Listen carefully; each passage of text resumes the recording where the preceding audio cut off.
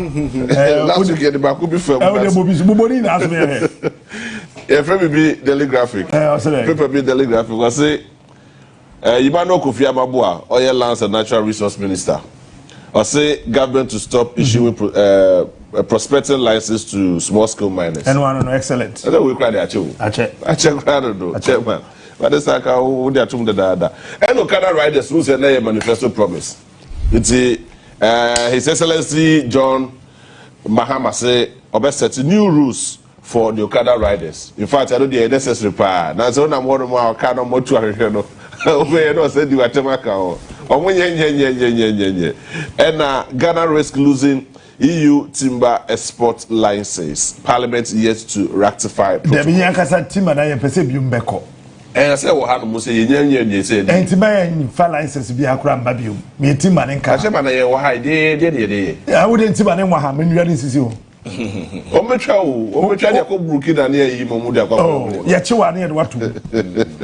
Enti eno ne name the front page of the Daily Graphic. Na ye for free. Ghanaian Times. His Excellency John Dramani Mahama and the picture Bohabu picture where say monopa shen. No, so let's compliment donor support. Na I say we research and innovation. President Mahama to African countries. I know added there John Dramani Mahama edeba. Na the picture Bohabu say very funny. You see, mining policy under review to meet current dynamics. Kofi Amabua picture na wa hanu say no nim. For no here so you trust no signal. Tell me.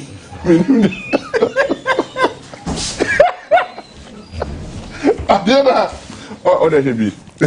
Let the actual also do. No baba kuna o hono there. Oh Jeffman. Oh here no signal there no. Oh here no signal. Oh here no signal there no. And then you have pa. E jade Kofi Amabua ne perform ka ho bi no sustain key interventions to improve lives of women, children. President Mahama didn't hear African leaders na mo kojiskara na mo di no. Jemi fafofro. Na Daily Guide. Say propaganda na no be. O say Yakusia Menu question Ofosu Kwache over air-made flights flight number on the page says security operative rates Baomia's ADC's house. Very good. Oh. Well, this one can say Obi afie yetimi ready. When nya dey ye ka say ready ufia. Se blata cry ready ni fie. Ti ready ufia enya hwe. Na dey be won. Ntim Fordjour sofo. Ono wa tra sofo moko. Ntim Fordjour. I will use sofo ana. Oh ye baller sofo papa. I'm telling you. Oh, no, these are the guys. No. Oh ye baller sofo. These are the crofo what system ni mu a. Won wa sheda fa Yesu Kristo se wo mo bra pani. And no more than a nam cronim. And a woman Yesu. Edin say who crom ha. I am born as for. How can you tell the whole Reverend Minister? Would you know my own? Cause security ho. Now what trend some I was saying because I was speaking on behalf of wine. You were speaking on behalf of who? Oh. Now we're friends of Mukwa. Yes, I quite be as on test. Oh yes, of Bola. Aye. And now Kasim Bisu say. Fake currencies found in Bank of Ghana boxes. Oh, but my boss was say Bank of Ghana governor no. Maybe a simple question I no pay. Bank of Ghana boxes na de klasika ba no. 301 boxes na buy no. E wo hin cause empty ones ni bi woni fie. Sir. Onua ya we. O see on the fa newspaper. O say Bank of Ghana box na de klasika no. Or the fa newspaper. Empty ones no. We will use the film or the far newspaper or the far book, the books and the far documents in the idea. What is the guarantee? Say, your books now the goom now the coffee and empty now the box is you. Now the newspaper or the quack but they are to try. When him says our boxes now the classicano dollar ne pounds ne cities ne bano.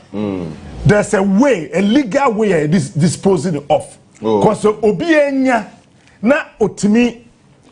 For be seal no assetesa. Sikebia won't be is assumed to be genuine. Oh, okay.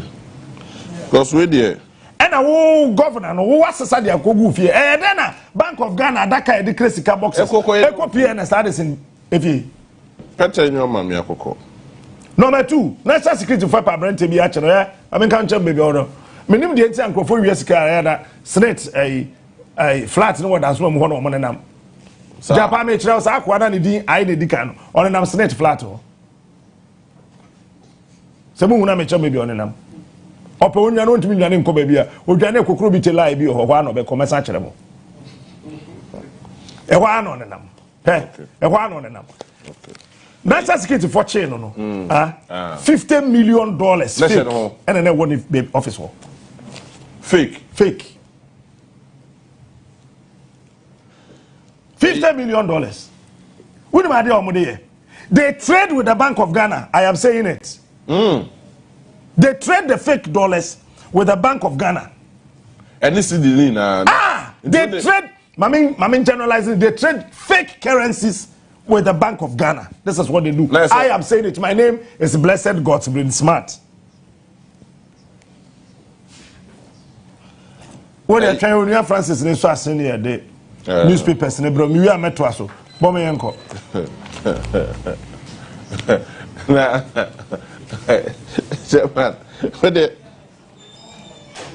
Anti-Colonial Francis. We are Francis school no be any. Faobako. We are unyam tawate. Beshim.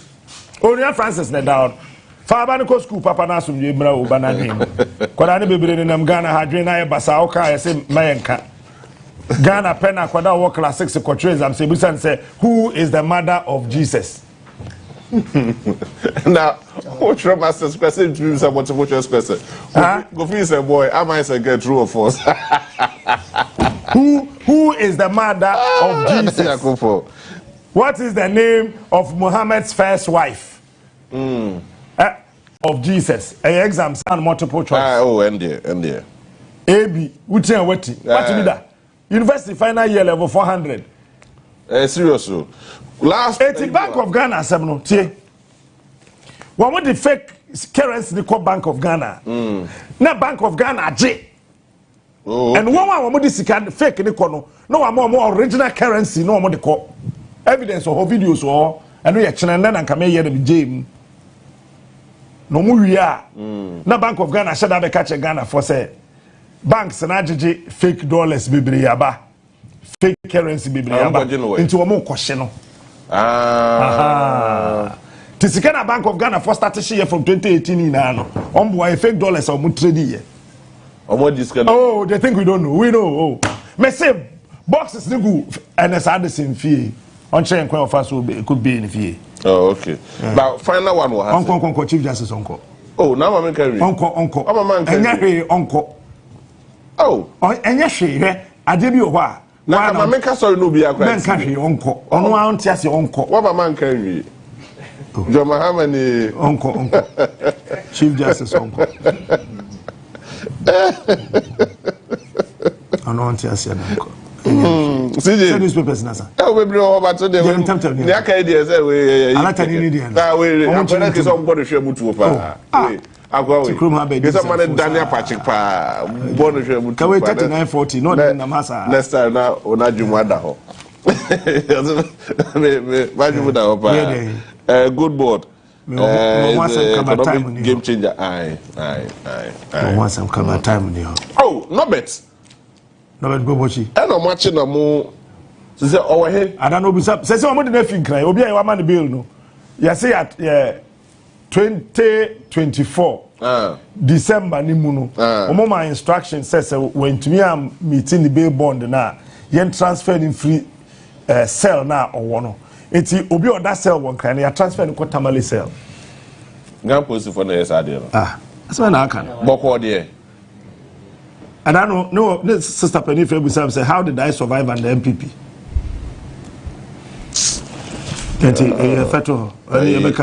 The gods are not to be blamed. Sometimes the gods will be crazy. We're a business analyst. Bank of Ghana engages Guta on microeconomic and stability growth. And the brofos are Lands Minister tax PMMC to ensure mining sector operative effectively. And Rich Hospital saga. Hey, as this pharmacy pops up, as I say, over alleged extortion of patients, panic grips top officials as Yoko widens investigations. We're better. Technically, Nema, a war graphic in one and help person in one. But then I may have the woman who interested me, CJ, dear. Oh, dear, you remember who drew her sister, oh, the uncoin yashi on the yashi. Ivan Kyei. Captain, say said what time malami. I am fine. Boy, see this, God, you a jabby. Share a Mauli, share GH boy. Oh, you be a sissy, as I knew you, so you will be. But me Jaya, the yard there. Time be a bit the menka, but sometimes you have to smell like them. A national security operative back home. A friend of your boy or Kumasi Airport or similar country social. New ones now, but new ones or Kumasi and the old ones they say Pamu. Oh, when you say I say some normal to Sunday. What the bag is one of the truck now with the bag if you play the move and block bag in the fit truck or so Baba dad a Kurifam bag mamma no so no. Oh, Sunday, no. I'm not coming to me. Let me 5 person to record. Also to Alvintina. Honorable Quaba, or the Mamma Quaba, oh, the software are your partisan. Was I didn't have this of all? I mean, besides, would the software, I mean, this of because I saw for them your policies. Yeah, no, but on the most April Fool software, I'm French channel. Sir, yeah, I say it was first April. Now, it was first April. The April Fool, no, SK Boa for no software MPP. Hey, Aaron Michael or a software MPP. Yeah. And Yansafue more or a software MPP. Ntim Fordjour a software MPP. Wait, back on I do want his no software. Decking. And I music too. And you know what double citizens double. Oh, that's all the government official. You come to watch it.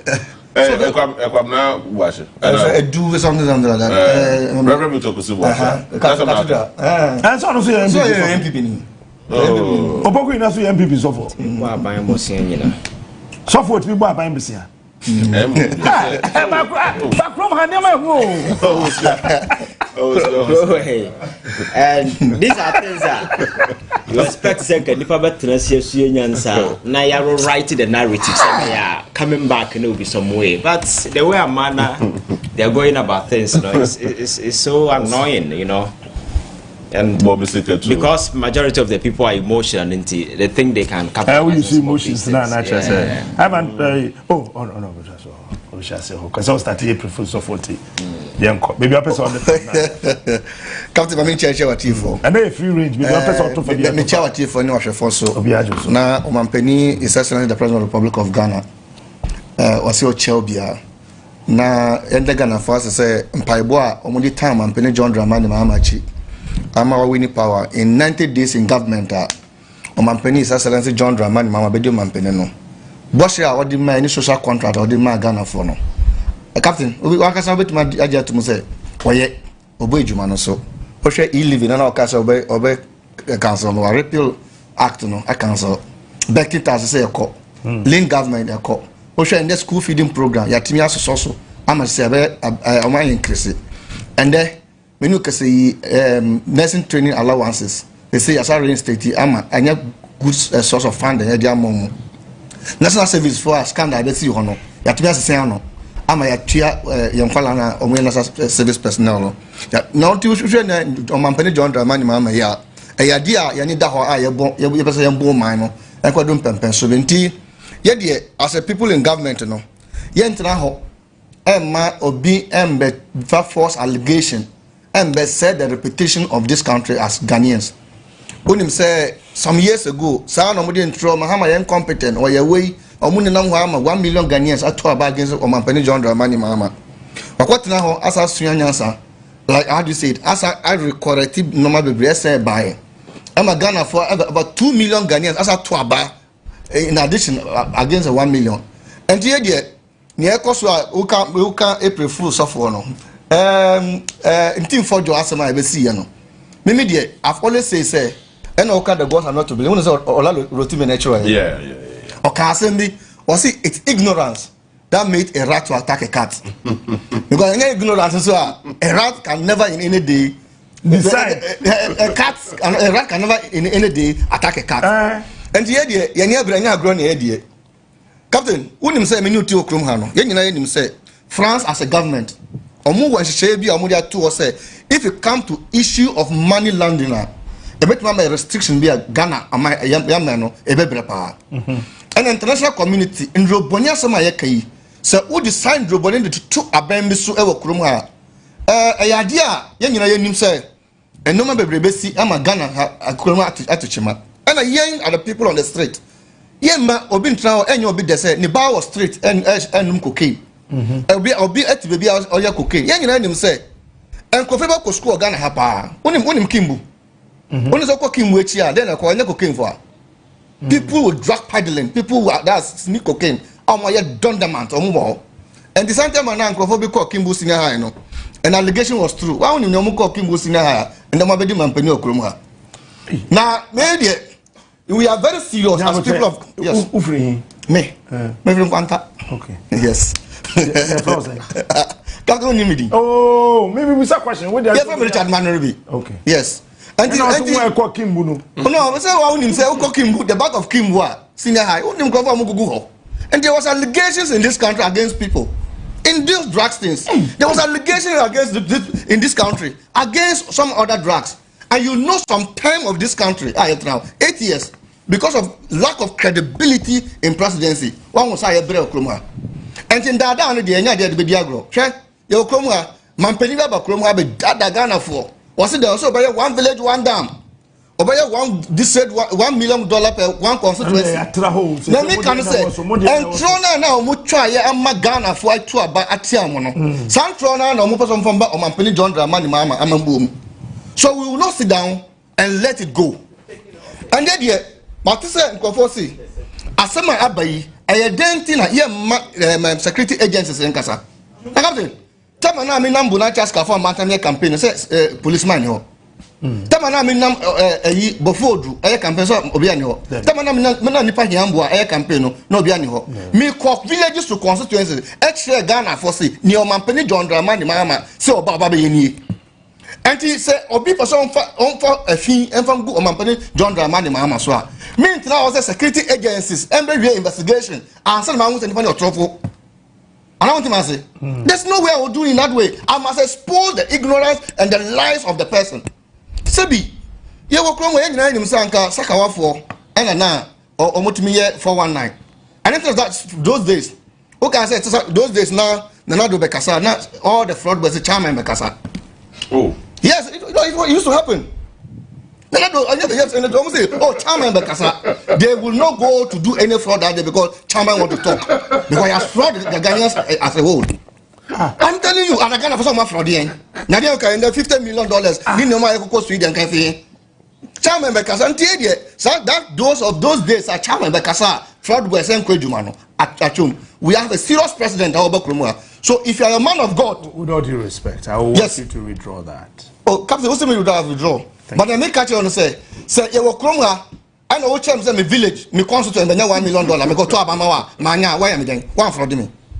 What's it? Me what time say me who constituency, me to Abamawa, $1 million. For 8 years, $80 million. So you can say the leader of the fraud administration. Well, I'm the chairman, Zanado as chairman. What is it? As a chairman, who modified it? A better chance. Mimi to come here. Fraud boy is the chairman. They are not sure. No. Say Mimi. But anyway, we withdraw. Yes, we withdraw. But see, Auntie say, "Oh, a man of God." The people of Asim North are to Abamano. Asin or Asin South? Asin North. Okay, that's Asin South. That's the question. Asin South at Abamano. Now, Bamba so be Jomuno. The micro minority, I will say, we are software. Now, software can we are being called and crown oka. And when you know decided to say, would you go in the committees we call lead subcommittee on defense and interior in Parliament? So, the people of Asim has honored you. Your party in minority have also honored you. Now say assembly or una wosio. Captain, una wosio. Say plane be able land you airport. No na me ni ho. Me nye duma Ghana Airport Company. Me nye duma Civil Aviation. No man penny John Dramani no ni una wakwahwe. Una assembly about what say baby as one wakwahwe. Na captain say wo kwahwe na plane bis dam ho. As one wo susu say. Una wosio susu say. Cocaine wo ho. Why didn't you call the security agencies immediately? Somebody arresting Crawford. In a reasonable way, is that what to do? So meaning the minister NPP and throw the say of Mali we. They are very addicted to lying to the people. And so we will not sit down for any person to undermine the credibility of President John Dramani Mahama and NDC government. We must expose them for them to know the fact. Captain, and say who the fact of the issue that I me say na Ivan Kyei. Captain. Or has he ever Captain, na say who timo tell e hu say no ma wet na was me onu kwa nim kilos ni amount of money na cocaine na wo mu. Na obi a one ko hu cocaine unim the number of kilos and an amount that it was in the container. In the flight and general one country will be a plane 2 years no and why joining them 1st April by before 12 o'clock no April Fool would have been to other than Ghana for Cambodia. After the on Mampeni John Dramani Mahama with his credibility to protect the integrity of this country was he collaborate with the security agencies for investigation to be done. Captain, isn't that the best way? After the old running, why are you running? Ntim Fordjour, right? Why? What right do you have? Say, is the commander-in-chief of Ghana Armed Forces and my instructions? And I'm on tonight. Say, bruh, come and collaborate. Come and collaborate. Come and collaborate with the security agencies. So, due process be followed. There's some more. What are you talking about? We are so releasing man or releasing the man. Or releasing one man. Captain, Minister Speaker, yes, sir. Due diligence. Captain, our immunities, but there's a limitation to this immunity. Sir, you put the state into danger on a red alert. Captain, say Ghana, international community, almost take this issue serious. They can put the state on red alert on drug peddling, and it will affect the economy of the nation. Just the Peroka Intel say, so only the minimum say they are collaboration collaborating with the security agencies. I'm an investigation and due diligence. But this was say Obi Antro letter man Captain. Now mumuti in this your media house. Now media general now mu shows who ya host of the show. Now bedru the following issues be now maybe MD. And I'm CEO for phone say oh no matter to chima ha nti ya brana ombe bwana omoya show ni ya obeka sa omo Antro letter amount yuma. That is disrespectful. So you can't disrespect the president's order.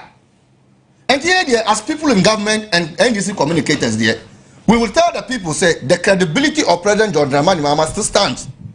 The credibility of this country still stands. It's just to disgrace the NDC government and the nation as a whole.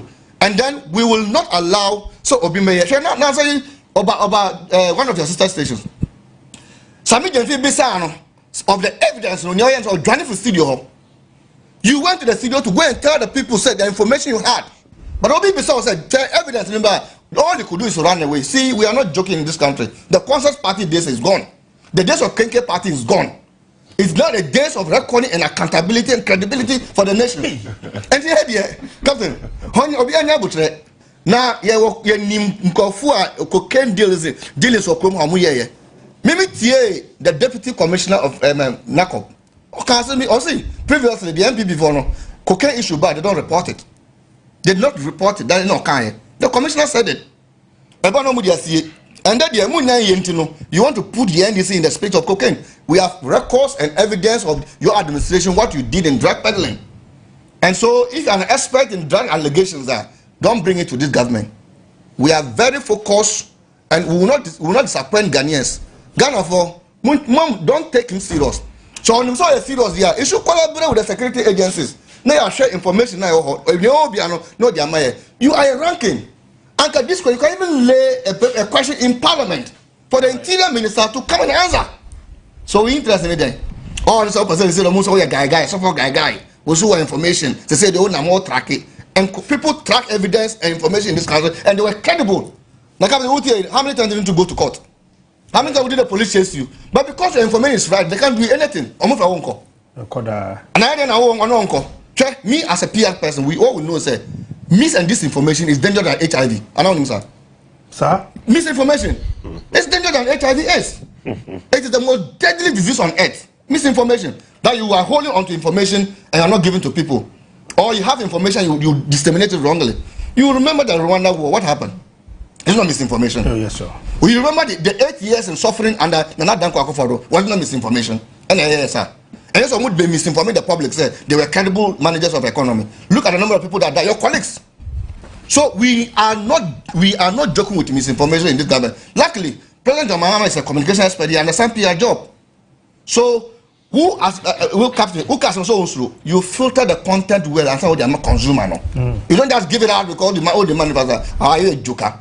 I am not. No, they are not. Anything I say police for me, I know so what 8 years, walk a quarter, I'm a national security part, but because we say information now one, I right into no, Usro. And member of parliament, Mr. Ranking member, defense and interior, big push. When you say information, I right, bring it and come and let us investigate it. Now, as some on the information, right say, one say now been and one past government official, current official, all the cocaine back from one. Only some company don't pano.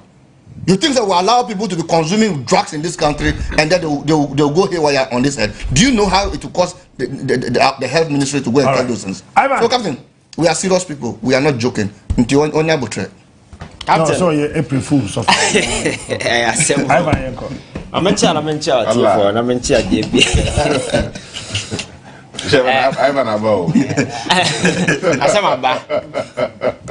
Captain the Dika, my menchia, your friend saying, not last Saturday, I have a birthday, or almost sending me messages and well wishes in Medaobiasi.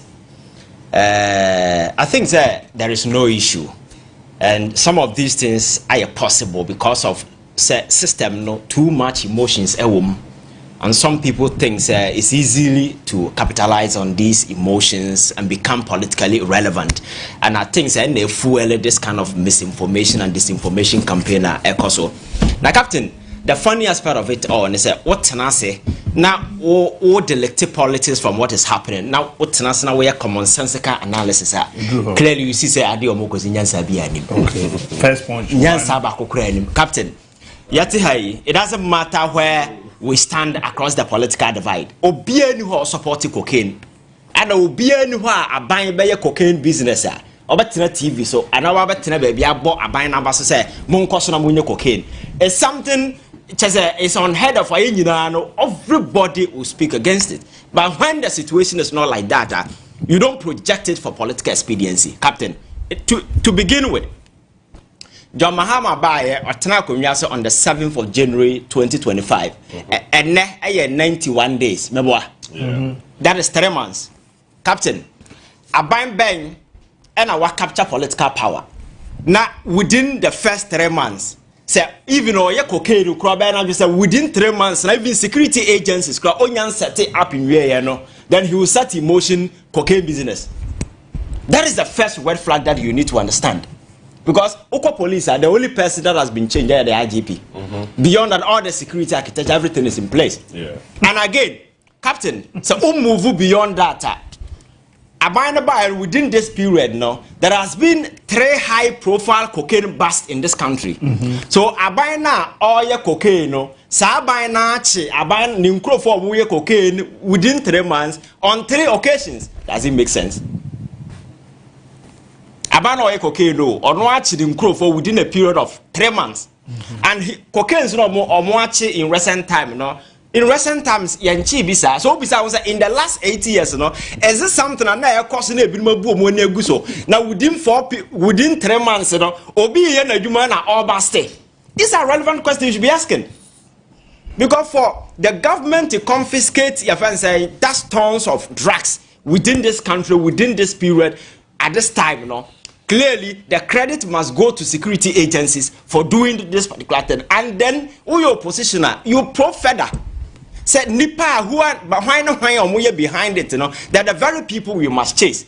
But to conclude and say, there was suspicious flight moving in the first place, the fact the first bust na cost na estimation here around 350 million, no? Captain. It was busted on the 4th of April. That's right. Your friend said 4th of March 2025 way. Plane now was according to Ntim Fordjour way, no. The first plane landed on the 12th, spent 13 days and left on what 25th. But your friend said cocaine or can was no. Before even the flight even came into this country. Maybe that is something people are not before the flight came to this country. Then the second one I am made when I buy according to Felix or say your friend say omode near my buy just to assist this one to repair no came on the 20th and left on the 25th. Then the second cocaine bust was arrested your friend saying Koforibia Takra the highway that was on the 2nd or 3rd of April. Captain, just even the date in as for what this particular thing they are highly unrelated in any way. And as Ghanaians, you know, we may be very much concerned about cocaine yachi ewo kroma say no. Na yanka aban na yenhu how the persons that are involved no. You go after them because say obi cocaine it doesn't matter whether the person is NDC or MPP. All we know is that the person is a cocaine campaign and we don't want it and that person must be dealt with. It's as simple as that. But to try to relate it to an unrelated incident, you have no idea, but rather you are just conjecturing because in some of kinds of I said there was suspicious plane. And nama air cover. Suspicious plane means you are not even sure of the plane. So plane are when you're sure, no? How do you even know the content a woman? The one who said carry cocaine and said carry cocaine. And some of these things who put it up there, you should be factually accurate. And the Abra president show interest, you know, a hawk manager, because this is his government and they are saying, say, Abayana Banoton cocaine. Then the president on social media says, I'm also interested in this thing. And what they accept Nabanabra. Nababoy provide all the necessary information I may settle this particular matter. Then you go there and say, Name Kasa on behalf of committee. Now press conference not anymore, not committee not anymore. You see, some of these childish politics, you know, I'm sure say we need to move beyond that because, Captain, I'm for a serious so what to initiate the geopolitical arena now, share the tensions that are going on. Now, how countries are trying to go, your friend saying, that domestic way. Now, I'm for abandoning the globalization. Now, a chance all your mind want to do near my year. What would they Donald Trump flashing, your friend saying, slapping taxes on countries just like that. And the way a country one position who now would do who cartoon send be more because in recent times AU at some point is that they blacklisted us because of money laundering. Oh Kroma, in 2020, 2021, 2022. You got to a point your first Ghana embassy, account our Belgium was flagged say the money laundering. Yeah. All these things happen in this country. You understand? So you can see. I know what boy and I can see before 2025. You see, you can seek false equivalence. Oh, you can't buy so people will see it in a bad light. And as for say, I'm for your cocaine business under this way. Bring the fact, we will sit here and speak against it. Say even president no crown cocaine. Now evidence, bring it. We will chase him out of this country. You understand? Yeah. Because we will not be sitting here and be condoning anything. But why you don't have the fact, you don't have any information, you just go into the public space and misinform people, sell some of these things. At the end of the day, you've been given opportunity to appear before security agencies. You're out there talking nonsense. And then the same gentleman is moving on radio to radio, gallivanting, just attempting to say, I said our videos, sir, or be shown in as a forum. So our evidence, sir. He's moving from one radio. Yesterday, number what take care. Maybe me one of the radio stations. Some of our can see as asabi. Announce be acquire underground investigation or video be or be show this sensationalism. No, sabi your political party has lost badly. You know that your integrity is battered. You need to build that trust and confidence. But some of these things, young people in this country are very enlightened. I'm for you, say emotionally charged politics, say hippie sentiment, that kind of if you want to caught the attention of people, come up with facts, relevant ones, because any reasonable person be able to say we actually be able to say what be more captain, because I buy no buy and already 3 months, you know. At me actually high profile if I say cocaine on 3 occasions. Who be say in the last 8 years na yanchi cocaine na kwa hefa. These are questions you should be asking. Because within a period of 3 months, say yetimi achivia and you can't abanya our record when it comes to cocaine, so the Ghana obi anim. Captain obiani cocaine na era ebi change MV Benjamin na se for no MP a yetimi che no a oton cocaine ye jeli ni man kodam and ntin ye yini free. You see, these are things we've moved past that particular thing, because even if you want to do just politics, people will come from the other side and they will tend to hold this whole conversation into something different. That partisan this thing will come in. For me, it is not necessary. We just need to look at the gains na ye make it as a country. Security agency accounts Japan and improve for national security. They are doing a phenomenal job by arresting some of these things. And I think that is a kind of commendation that we need to give them, and go after government to say we want details. Make sure you prosecute them. Ghana is doing something. But in a situation where what we do, that kind of politics, you know, class politics are for me. I think that I don't expect a software to be doing some of these things. Somebody who claims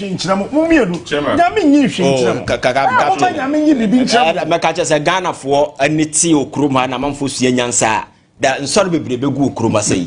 Nipa don't know nyansa. That is why a lot of people are relevant. Because let me take you back to UK, Captain.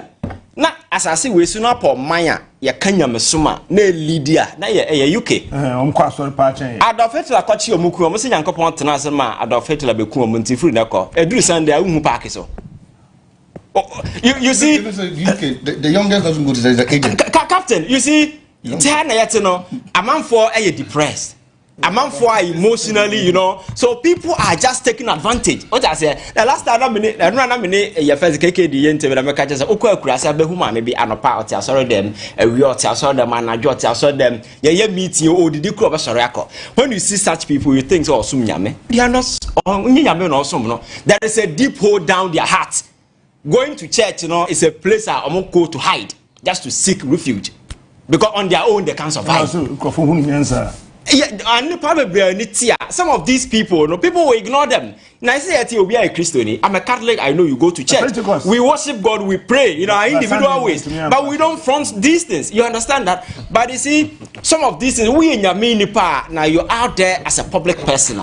You need to live to inspire that trust and confidence. You don't go around throwing some of these things around, saying and now enough evidence to substantiate say indeed these are the evidence here. But what accuse, you know, you're just throwing some of these half-baked fact out there just to seek political capitals or whatever. At the end of the day, you know, you forget is the image of the country and now what is on the line, because in some way there are people who might take it serious and then as a forum, and you can even say and I'm saying check cocaine and chroma within this short period now. Government should be on the alert. Individuals now we probe for information. Instead of Parliament, you can call the minister to come and answer questions regarding some of these things. You can equally call for swift prosecution of these individuals. Now,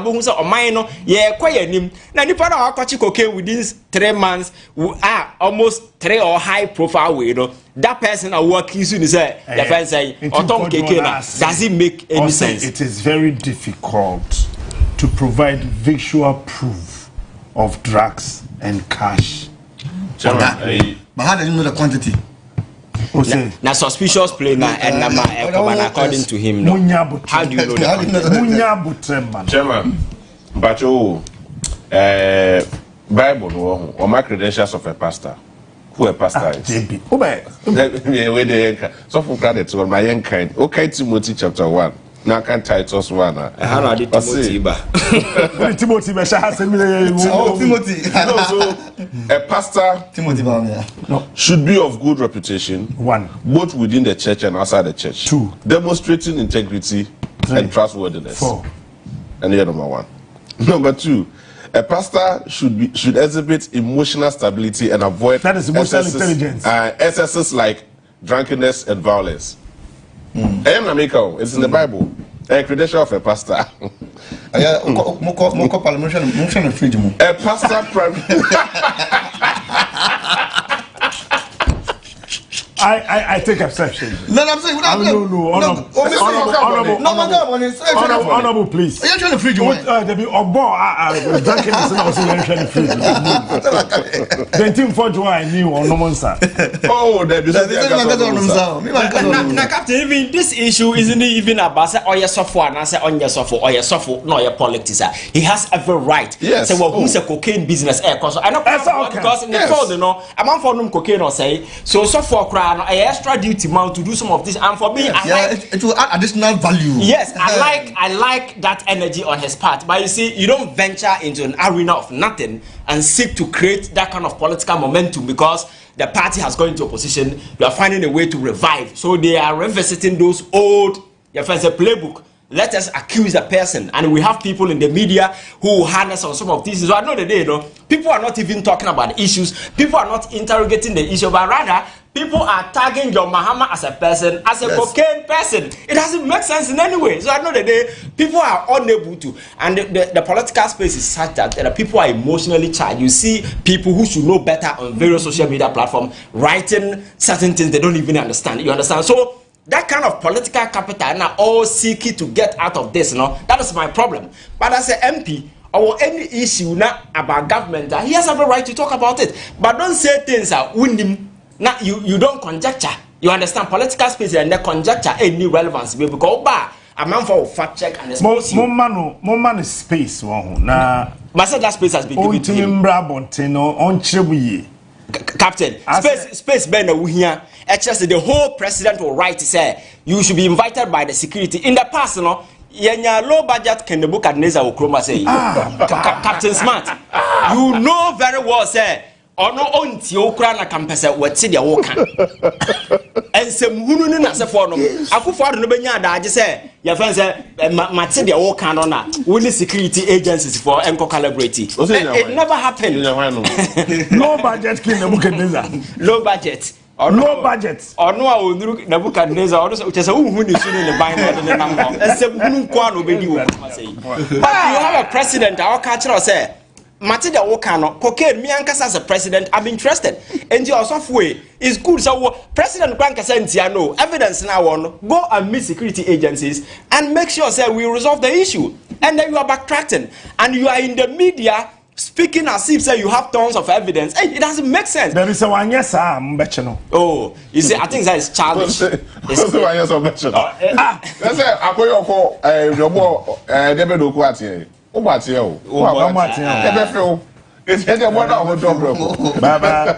I think, sir, cocaine issues for Krumhano to say the Ivan Kyei, no, he na Farabai. But say 8 years ago. In the last 8 years, yes, and because nebi nkoso. Jebi, obi a we nyansani bi aka say we na 8 years no a single cocaine. 3 months then the government in power so ono na eye cocaine ono ase ache ni nkrofo. Does it even make sense? Asem we nyansani and you also for na bia obi ntu ne fosa na yire ben na. On whisper to the minimum say I didn't the grass because nyansani bia no be believe in this thing. You understand? I say wa media Van Dam for the MPP on their common Jack Chan. So be a quaquada. And there's on the media Van Dam and then on nam radio way on Namha. He's all over the place. Yeah, he's as a Van Dam media Van Dam on their commo be 10-6.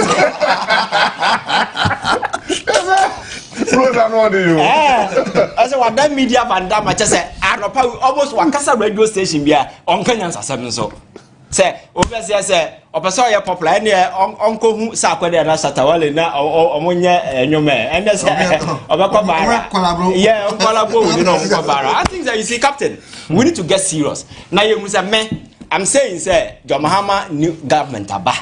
So we are Ghana na idea and call writer. You have every right because it is our duty as young people to ensure say we straighten things up and make sure say the government will do the right thing, and that should be our focus. But nema enka ho no a yes ansem munu old politics na ya they say ho aba be sin no uni factor just shut up somewhere. What I say no. But for MP, nipa amanfo mmerewafo adi lie so ahomachi akoto abama wo. Brene amuamane kodi omani mo parliament and ho abrabo ni a. Me I think say and na amanfo lose confidence in the kind of politics that we do here in leadership. What I say, we must begin to put premium on the power among for the mile. Na nipa ni to me man kwa yensem hu no. Ko president amount that particular opportunity. Hey, enya so easy sao. Amount that thing go and meet them. Omuntie you know. Then you see say your friends say I can't collaborate. But na make say wenya omuti ye obonya president a oye cool kakra. Na nka okonya emu binu ma. Kasa amire bi anka onam togo nwuram ho afa na owura boda no. Asori na oye pastor. Sorry that. I said we're expelling from the church. I said members in NPP. It's a fact. It is a fact. Immediately, no. Now, expelling of you until the investigation is done. No one's on your truffle. Then just answer and answer our dear business and what do for you? What dad or what Jomus Gedi? There's some because it's not credible. So some of these things are very serious, because the international communities, one of some of these allegations are the number of way or model best subject you through the you come also for beer or castle Emma can upon the castle and cover finance want to be that. The person was already yes. I'm a Crawford Johnny Finance one because empty. Investor confidence is key, and Captain, it's a major problem, it's a major issue, and I think that is what he's doing. Or person you be like credibility. Say I could be for any bilateral agreement. I don't want GND. So that on make say, oh, I ban one they are not getting international support. Then you will run the state down for your own interest. The second power there, because when way this people Kotani leper away and now the baby they said we'll go to coma papa be cry the car or trick car and the battery when I can't say engine alcohol no I say Kotani no born non piaka no what you see the piaka ye say the piaka now we say I'll be doing you as member of parliament what's your constituency anyway Chief Justice issue no more career Captain say I'm on fire they there say the petition but honestly I think I need a Saturday political show I need a Saturday morning show in the show very I need a Saturday morning show like the key point like from 7 to 11 we are done. Yeah, who here? It will be interesting. 7 to 11. Nick, 7 to 11 we are done. We can start me. Monshisha ni. Edwana pamba be fire there beba. Oh, that be said no your cost. No, Mr. Ju. Edwana be fire there beba. Captain, I think that they not Koswama and I think that Chief Justice has submitted in the response. And one of the propaganda newspapers naturally say response now response that is meant to be given to Chief Justice but I say now who content here who say so some of this media thing is important but Captain made there be a say near my cause go beyond the Chief Justice many it will be any personal distance against it. It is about the judiciary system and the integrity actor form Ghana ni be hwem sesabi amanfo benya ahotoso ni gidi e wa judiciary so individuals no mu di animu no enya ade a niema ne nhyehyeye ne kwan mfa so mo conduct obo ho ede that kind of arishebo no e hye judiciary ma Captain will be endangering the very prospect of our democracy, endanger its foundation, and then your integration, your coercion, will be under threat. And then no, and who here said, the essay ye biana, about fine ya bagan and young dream say, Semene, Binya Sema, I can trust the court. Means trust you be a court no quan there been some call her many justice. But we've got into a point, yet you cry and trust your court. How much more will you on timber? And most of the international arbitration companies don't move from timber and be a professor they prefer the international arbitration international court for yes into a much we are then we can live in a country and have this thing. So for me, I think that is very, very important. I'm for more read the political meaning to some of these things. So what's na Chroma from 2017 to no one who the cost way judiciary, learn some cost or Chroma, not while read the public survey, any other polls are cost regarding the level of trust and confidence among for a judiciary. It will be the interest of everybody for us to reset these institutions, not just the Chief Justice. For me, on the Supreme Court bench, there are a lot of individuals we have to just vet them and know, say, when it comes to integrity, credibility, qualification, you'll be qualified, and you must be damned to conclude that once the person has qualification, they are good to go. No. We are talking about justice dispensation, the integrity of the person sitting there, the trust and confidence people have in them is very key. And for me, these are things that we need to. We went into an era. A certain president decided, so we made a packet court, and he was bringing in friendly peoples. Now, Manfo Nim said they have this fraternal relationship, partisan allegiance, and this kind of way to individuals. These are individuals. I do mkogu court, Nema I see one time for Ghana for. So it is very, very important to say, you follow the due process. Say, Council of State, the president, I know that the petition or who said there are substance in it. I'll be very disappointed when there are no substance in it. That if there are substance in it, and 7 Nipano can emodura.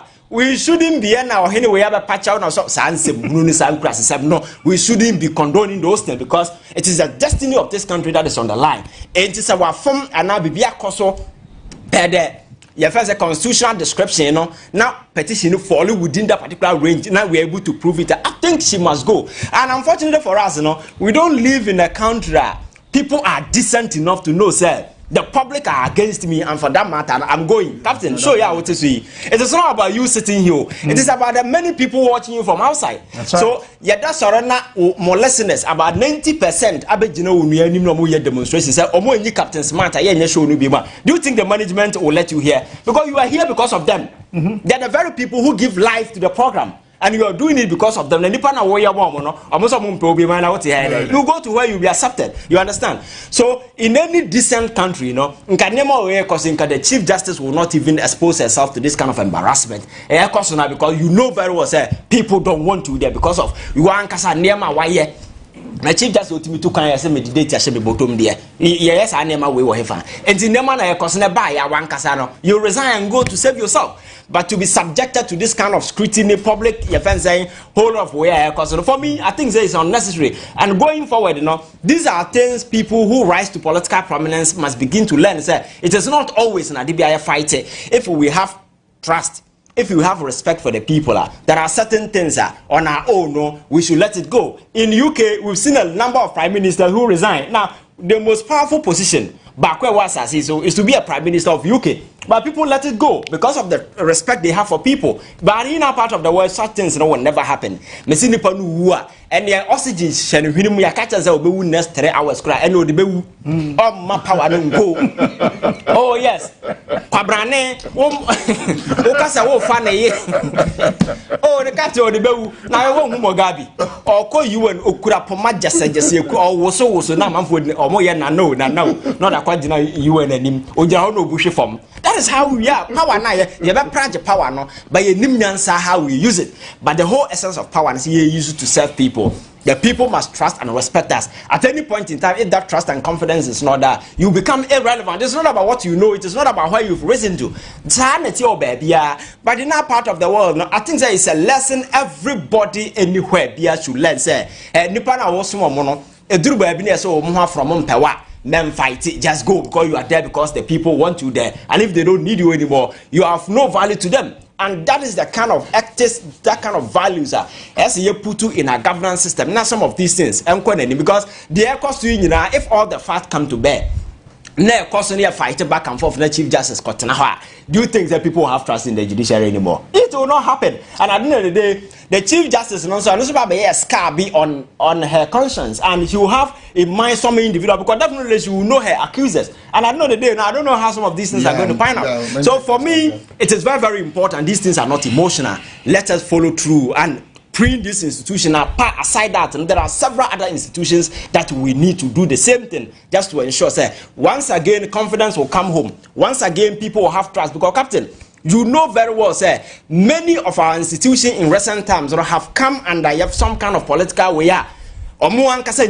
So decisions were being made, were being dictated to them. Bank of Ghana, as a financial institution, are only in charge of monetary policies in Asifokra. At some point in time, became a printing press, printing money to finance somebody's foolishness. I know the day no Kenyans as a parliamentarians did demonstration in this country. What happened? The Bank of Ghana governor was bold enough to call themselves. Also, we are rascals.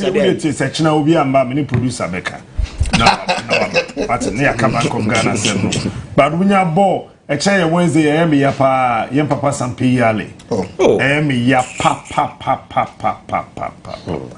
Why are you? Yeah. About if you had 2 weeks, no, a who. Why are it? It's so shocking. Say, I want to make a Czech Republic.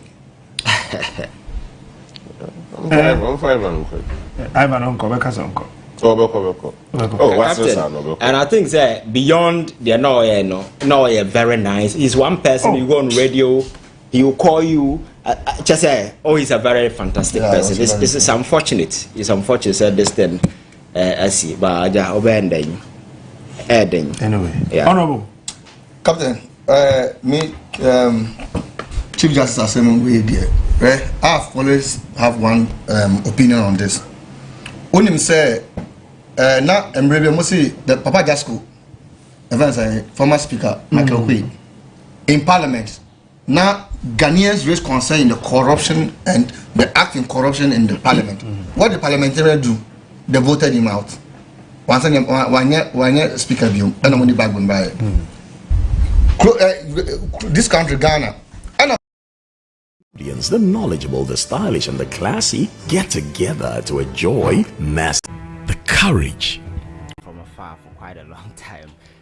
He believes in innocence, but he's also a warrior, and that's another name he has: Kyei, Bafo, or Yokofo. And he's also one guy who can be terrible if he knows you are corrupt. Ivan Kyei Innocent is my special guest today, and I welcome him to our studios at CTV and Class 91.3 FM. Hello, Ivan Kyei Innocent. Thank you, boss, for welcoming me. I love you, brother. It's a pleasure. Actually, we are I love you. I love your mind. You have a sharp mind. You're a bright man. And I love the way you speak up for your country. You are a great representative of the youth in Ghana today. And I must say, I've been admiring you from afar for quite a long time. And sitting here in front of you today, I think is a great honor and it's a pleasure. And I do admire what you do as well. We've been together in this fight, trying to set a course for a better Ghana. And the advocacies and the other stuff that we do for the good of the country. And it's a pleasure, and I think we're going to have a good conversation today. So on Master of the Game, as I always say in my introduction, we generally look for people who are the movers and shakers of this country. And as you very well know, the movers and shakers are the ones who grow to become the icons and legends. I see you as already being on the path of becoming an icon. But I want to start. What gives you the courage with which you speak with two key things: intellect and integrity? Yes, I think let me start by saying that I've been a hospital person for quite a long time, and on the ward, that is where you get that rude awakening, get exposed to what people actually go through. The lowest moment of every man is when he's at the hospital, and when you realize that the institutions that are supposed to take care of you and ensure that you recover to a certain extent at some point in time are unable to offer you the services, or because policies and decisions that has to be taken at the top there, people who are supposed to make such bold decisions and ensure that such initiative will trickle down to people down there doesn't go through, you feel like you need to speak up. Because being at the ward, just like you indicated, how many people can you attend to in a day? But if you're able to influence policies at the top, that will have some kind of a impact on the lives of people and the whole healthcare in general. And sitting there, you realize that the whole government setup has become some kind of a cesspool of corporate interest, individual greed, and a whole lot of stuff.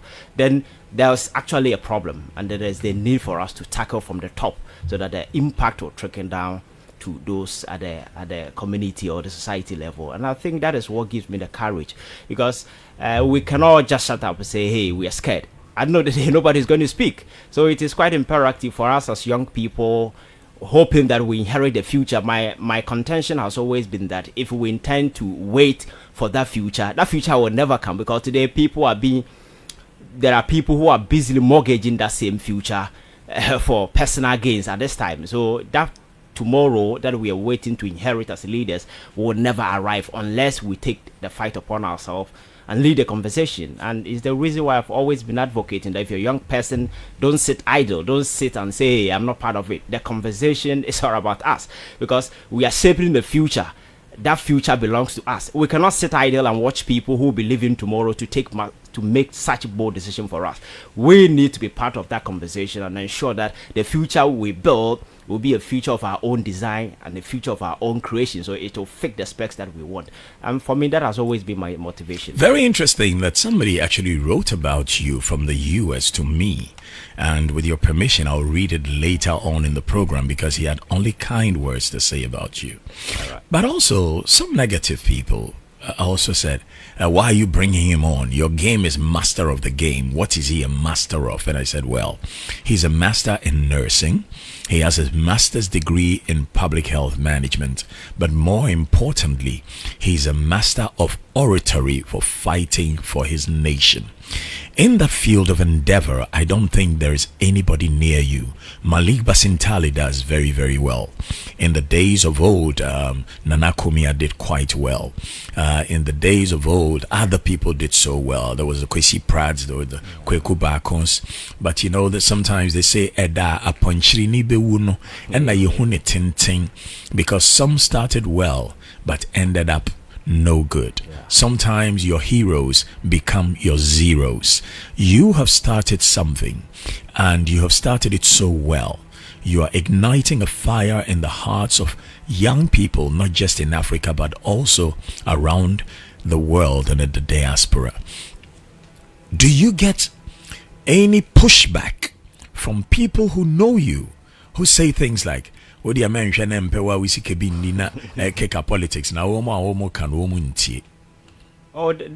I remember when I left the hospital, there was this whole lot of talk about going back to the hospital to do. But one thing I believe in, that if you believe in yourself and you know where you're going, you definitely get there.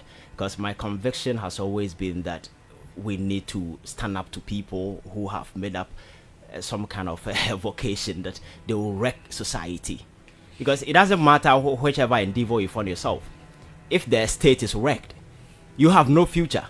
And for me, that is the starting point. So I felt like my life cannot be dictated to me by people watching me from afar. You might not know me much. I stick to my conviction as long as I believe that what I'm doing is impacting positively on other people. But in order to stick to your conviction, first and foremost, you must be informed. How do you inform yourself? I think I read a lot. That is it. I read a lot. In a day, I can say I use about 60% of the day to read. Even if I'm at work, I make sure I read something. So reading has always... leaders read and yes. Readers lead. Yes. I like that. I virtually read anything I come across. It doesn't matter whether it's relevant or not. And I don't normally watch TV. I prefer to read the news itself, read it myself, because that one, it sticks. You are able to memorize it anytime. And I think that has always been one of the driving force. And you are able to have enough insight and perspective. You understand issue. One thing that I have realized that most of our people they accept everything that they hear. For instance, you listen to the news, people say anything, they don't digest it. But for me, I think you need to build your personal perspective. You need to dissect every single issue you come across, and then when you're able to put them in that perspective, you'll be informed. You drive details to be able to understand what actually and make informed decisions out of that. I think there is a malaise of naivety. Yeah. People are so naive that they think once something has been said by somebody, it has to be true. But I think it's mere common sense that whatever you hear, you must verify. Trust, but verify. And those who do not want to be verified must never be trusted. Yes, I think it's because we have this timid culture of not asking questions, probing. For instance, even back at school, there are certain questions you cannot ask. But the whole enterprise of education is probing questions, seeking knowledge, and being able to make proper inquisition into issues just to understand the issues. But our culture is such that you don't ask questions. You don't drive details, so people grow in that culture, and at the end of the day, that becomes part of our life. We listen, whatever that we hear, we go to town with it. We don't drive details into. We don't ask critical questions. And for me, it's the reason why there are a lot of stuff going on which are not right. But people feel like, hey, if I speak, I may be on the nerves of the person, or I may be in the bad books of this other person, blah blah blah. So people will definitely decide to keep quiet over some of these things. But the thing is, if we all shut up and go to sleep, their state will collapse. And that is what we've been witnessing in recent times. Everybody has gone to sleep, and there are people who start, just like you indicated, they started good. The motivation has always been money. So when I get in there, I get the money, come on, I can just shut up and then let it run. But for me, I think life is more than money. What about this culture that we have? Respect the elders, respect the elders. When we have grown to know that all the elders, some are brilliant, some are nice, some are foolish, some are wise. Not all our elders are wise. Yeah, I think that is a clear distinction that we need to make. I had a conversation with a man and I asked him, during your school days, I'm sure you had classmates who were idiots. He said yes. And I said, by now, they are not dead, they are still alive. So if you and they may be in a position of authority. Exactly. So you see, sometimes, so it's not about the age, but here, once the person has gray hair, the conclusion is that the person is sensible, but that might not be the case. So that is why I want to listen to an individual, listen to the conversation, and then we interrogate it further to ascertain whether there is some kind of reasoning or whatever that the person is saying. You can't just swallow the hook, line, and sinker because it's coming from somebody who is an elderly. You understand? Not everybody is smart. And in recent time, if you have been following the political discourse in this country, then you have enough evidence to justify the fact that indeed not every elderly person is indeed.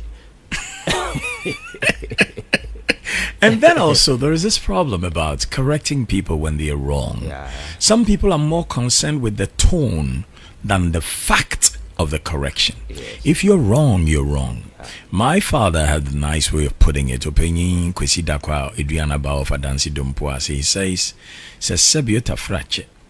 Se okwasia ubejina bedwem bebia ya bodwa ama ohene ete.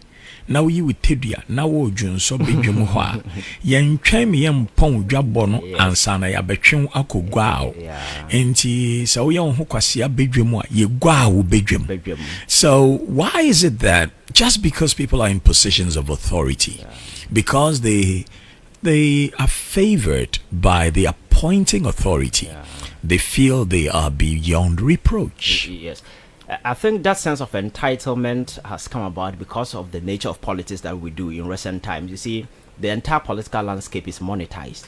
So it's no longer about merit. It's not about the kind of intellect that you have. It's about being able to come in with some kind of cash. So in recent time, you see these people, a lot of people coming into the political arena with a lot of cash because we have monetized the entire political space. So it has made it possible for quote unquote some of these idiots with cash to take over the center stage. And cash has no and cash has no smell. Whether you got it licking somebody's derriere or you picked it from the gutter, cash is cash. Yes, and that is the thing. So such people who have come into the fray think that, oh, come on, I'm here because I'm entitled. I'm not accountable to anybody. So they begin to do things. That is where you see the excesses and the impunity that very often characterize the kind of things that we see. So for me, I think it's the nature of politics that we've set up in this country. If it is based on merit, based on credit, people are being appointed to position based on the kind of expertise, the knowledge, and the kind of this thing that they have. That kind of modesty and this thing, being able to account to the people will become some kind of way. But unfortunately, people coming from the other side think that it's business as usual. I'm here because I'm a friend to the president. I'm here because I sponsored a political party. So why would anybody sitting in his village hold me accountable? So that is the kind of mentality we've designed about politics, and it's the reason why we're here today. But it's good that young people today are becoming very enlightened with the advent of this social media. I like that word, enlightened. Yes, with the advent of this social media and the new platforms that I imagine, people are becoming increasingly enlightened, getting exposed to the critical component. And today, with the button of the phone, you can just easily click and see what is happening in the United States of America, easily to do comparative analysis, begin to ask critical questions, interrogate what is this thing done here and why is it not being done here? Why are people living this kind of way? Why are we not doing the same here? So this kind of interrogation is really putting people on the line, and is the reason why you see this kind of criticisms and contributions coming from the young people, because they are beginning to understand. Let's say if I'm to take you back to about 20 years ago, politics was seen as a reserved area for few enlightened individuals in fancy coat. You cannot challenge them. But now I think it's changed. The narrative is changing. Young people are increasingly getting interested. So see, they're fraud boys. Yeah. Fraud boys to me. Yes, people are getting interested. We bet now you kakra. Now it means you delegates kakra. In recent time, the Galamsey this thing, you see a lot of people, Galamsey campaigns going to parliament, and as we speak, there are a lot of them sitting there. So such people, what will be the kind of motivation on their side to initiate policies and programs that Let will help me us bring fight you violence? closer to home and to the capital, Accra, Okay. where most of our politics that people see visibly is done. The truth is, politics is done in every village in Ghana, every nook and cranny. The rise of dirty partisan politics. What do you think led to it? I think it's an old playbook, divide and rule. That has always been the tactics. And you see, in our part of the world, poverty has been made a deliberate political tool. If you want to impoverish them. Yes. If you want to enslave a population, take away their economic freedom or economic power, and forever they'll become indebted to you. And that is the playbook that is in play in Africa. So you divide the people, and whenever people are divided, their division creates strength. So it is that strength that many of these politicians leverage to do whatever they do. Because at the end of the day, if there are critical issues of concern that require the attention of every Ghanaian, you see the nation is divided, and within our division there is a strength that is created. So people can hide within this window that is created. So it is no longer about the issue being interrogated. It is about the individuals involved. And so the few elected and appointed consciously impoverish the people. Exactly. Consciously is a deliberate. This brings to mind the analogy of Joseph Stalin. Okay, yeah. He picks chicken up, Yes. shows it to the people, Yes. plucks all its feathers forcefully Yes. till the chicken is bleeding, puts the chicken back on the ground, and looks at the people. He says, "This is how you treat the people." And then now he throws pieces of grain, corn on the ground.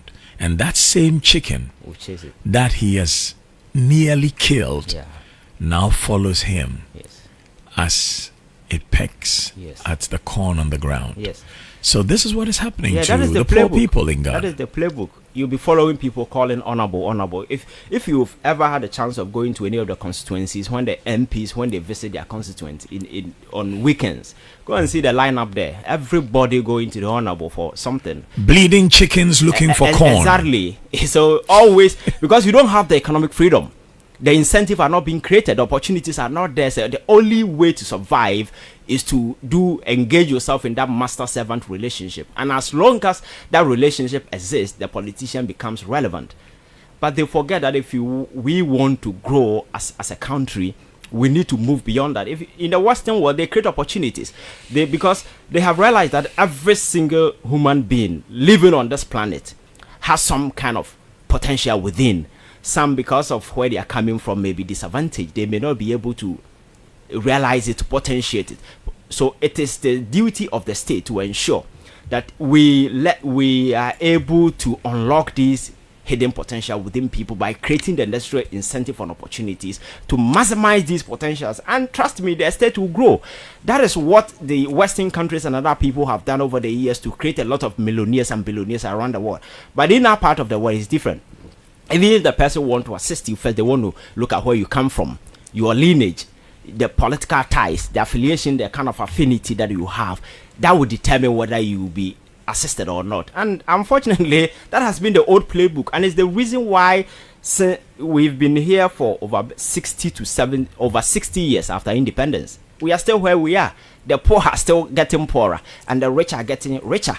So you ask yourself, what is the essence of this politics? So what has been the impact? So what then is the role of the youth in our fledgling democracy? I mean, over 60 years, but we call it fledgling because compared to other countries that have done over 100, over 200, we are still a fledgling democracy. I mean, for the number of years we've had independence, if we're an adult male or female, would already be on pension. Yes. But we haven't really learned much, have we? No. And whatever little we have learned, what is the role of the thinking youth in this democracy? I've been saying that young people, we are the sentinels who are destined to protect the infrastructure of liberty and protect our democracy.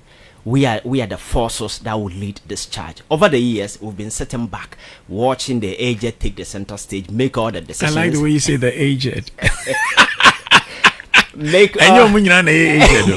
haven't had too many pensioners as presidents yet. They've brought on board some young ones under their belt, and it's the same mentality, the same mindset. So we've been sitting at the back for quite a long time, watching and expecting that things will work out.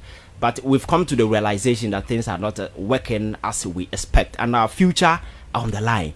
You see, I've been telling people that there are some of us who cannot afford to fail because we don't have backup anywhere. So once we fail, we don't only fail ourselves. But how many people know offer?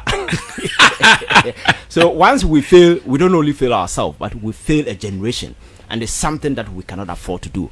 So for me, young people, we have a role, and we need to lead this conversation. We need to be part. Don't sit idle and say, hey, it's some people's business. Politics is your business. Whichever way you are, whether you are a driver, whether you are a mate, whether you are whoever you are a stakeholder in an enterprise called Ghana. It took just one human being, one man, one fruit seller, yes. A fruit seller, pushing his fruits. Yes. To start the Arab Spring. Yes. Is it that our young people are too lazy, too cowardly, too docile, or merely unconcerned? I think the timidity aspect arising from the kind of culture that we have is some of the reasons. But you see, when you push human beings to their extreme, they can do the impossible. So our young people are not angry enough then? Not at all. Not at all. You see, people most of them feel unconcerned. Like I told you, some feel that, politics belongs to a group of people. It is their business, let them do. But they forget that every single decision that is made at the top there has some kind of impact on your life. How can you still feel unconcerned in the face of recent national scandals undermining the public trust and robbing the young people of their future? Yes. I look at you. I mean, you cannot be a day over 36 years old. Yeah. How old are you now? 35. 35. So you and people maybe 10 years older than you, and people 10 years younger than you, and people 20 years younger than you, how can they see what has happened in this country? Scandals like the National Cathedral controversy, the Charles Edubuahin bribery scandal, the Signals State Funds diversion, and still sit back and say we are unconcerned or we are afraid. I think that is quite unfortunate, because with some of these scandals, when you live in a country and you virtually have nothing to do, and you see monies belonging to the state being sunk into senseless enterprises like this National Cathedral thing. The whole idea, whoever conceived that particular idea, I don't know where it came from, because it didn't make sense to start with. We've gotten to a stage where, because of globalization, the countries are trying their best just to take advantage of the emerging technologies and other stuff to advance, trying to position their people to take advantage, because the world is in a competition whichever way you see it. Look at the geopolitical arena, what is going on, America, China, Russia. There is a sharp competition in every sphere of life, technology, military, economic, everywhere. So with this thing in mind, and with some of these things like robotics, AI, machine learning, whole lot of things are coming up. And you know your people need to take that advantage. And somebody will sit down and conceive that we need to build a cathedral for God. It's one of the most senseless enterprises I have ever come across in recent time, because it didn't make sense. But you need to invest in young people, make sure they have a future, make sure some of these opportunities are created for people to take advantage. It will take care of the unemployment situation that has always been on the surge. And when people are working and we have it in excess, or maybe and you want to do some of these things, you could have done it. But against the odd, everybody in this country at the table speaking against this whole thing. And we have some men of God who connived and deceived the president. Oh, it's a nice thing to do. Everybody is a man of God. So, this whole thing about because somebody wears a clerical collar, they have direct access to God. Yes. Well, for me, it's a fallacy. Yes, but it's just a description. A fallacy. It's just a description, just for people to know the kind of people I'm referring to. We saw them on TV advocating for this thing, but these were people who should have known better. These are people who assume they are closer to God. And they were the very people who were supposed to counsel the president to do the right thing. But they're the very people who were ushering him into taking some of these senseless decisions. At the end of the day, what happened? We ended up sinking $58 million into a hole, and nothing was completed. When it got to a point, the whole thing was becoming an embarrassing scheme. These people were just writing letters resigning from the board. I was expecting that as both people, all that they could have done was to approach Ghanaians and apologize. In China, such people would be shot. Exactly. In Japan, such people would kill themselves. Yes, because actions must have consequences. And the least we can do is to remember that in Ghana, there is something called causing financial loss to the state.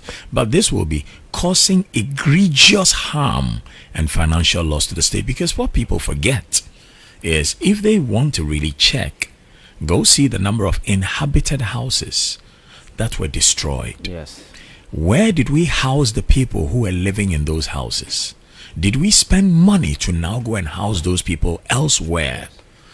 Why do we do this to ourselves? And why do the youth still think they have no power to do anything?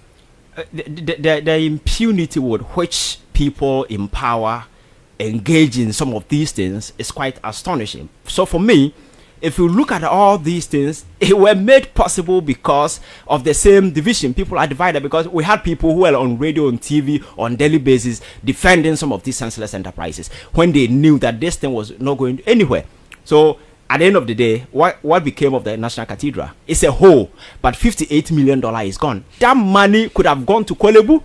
So we had a situation where the whole renal unit was shut down. People were going for kidney dialysis, couldn't have access, and they died. These people were virtually sentenced to death. And an old man who naturally is closer to death than most of you younger people, yes. Even though by grace a good or bad man can live longer than a young person, was sitting and smiling, throwing money into a hole. Yes. Whilst young people were dying in the hospitals. And Ghanaians think this is party politics. Yes. So if you are not angry, then you should be mad. If you are not angry over some of these things, then you are crazy, because people are dying. We are talking about life. You lose it once and that is it. These monies could have gone into some of these enterprises just to save life, but we decided to push it into a hole, and at the end of the day, nothing came out of it. So let us assume that nobody in government had the common sense or the gumption to actually write a report to say, these are the reasons why you should not embark on this. Let's say there was no document like that Ghana could refer to. But in the case of a Galamsey problem, there was a report written by an illustrious son of Ghana, Professor Frimpong Boateng. So now, at least, there is one where there is no clear report that people can refer to. Now there's one with a clear report that people could refer to. What happened with that? I think it's the same attitude of indifference. People don't care. We thrive with impunity because we are in power. Because if you look at the report, Galamsey was a central team that led to when running up to the election, it was one of the major teams that everybody was talking because of the ravaging consequences it was having or living on the life on the environment. Everybody was talking about the negative impact of Galamsey. And then we have somebody who took his time to write a report, very detailed and extensive report about Galamsey, sent to the president. He decided to sit on it for 2 good years until, for whatever reason, it came out. At the end of the day, the person who wrote the report was demonized, he was insulted, he was bastardized, and he became the enemy of the state. And Ghanaians fell for it? Exactly. So it's just a matter of, you see, our politics is about taking control of the narrative. And there are a lot of spin doctors within the media. It's just a matter of paying them, throw some bones to them. They will do the thing for you. And in recent time, people... I like the way you put it. Throw some bones to yes. them. Because some people think they're getting millions to build houses for their future. Yes. And they don't realize the suffering that they are inviting for their children and their children's children. Those are bones. Yes. Those are not meat. Yes. And I've been telling people that one thing that you need to know, in a failed state, there are no heroes. In a state that has failed, there are no heroes. Everybody because goes down. If you are sensible, you can have all the millions, but your next door neighbor has nothing to eat. If you are a sensible person, I'm not sure you'll be okay. We want to create a just society where at least everybody will have some decent kind of life, so that at least basic things that man needs for survival, you may not have to depend on the other guy. But one person want to acquire everything in a bit to satisfy their insatiable greed. So they amass and acquire everything. Is it born of inferiority complex that people think they have nothing in any way in this life, that the only way they can have some relevance is to steal from the poor so the poor may see them as being up there?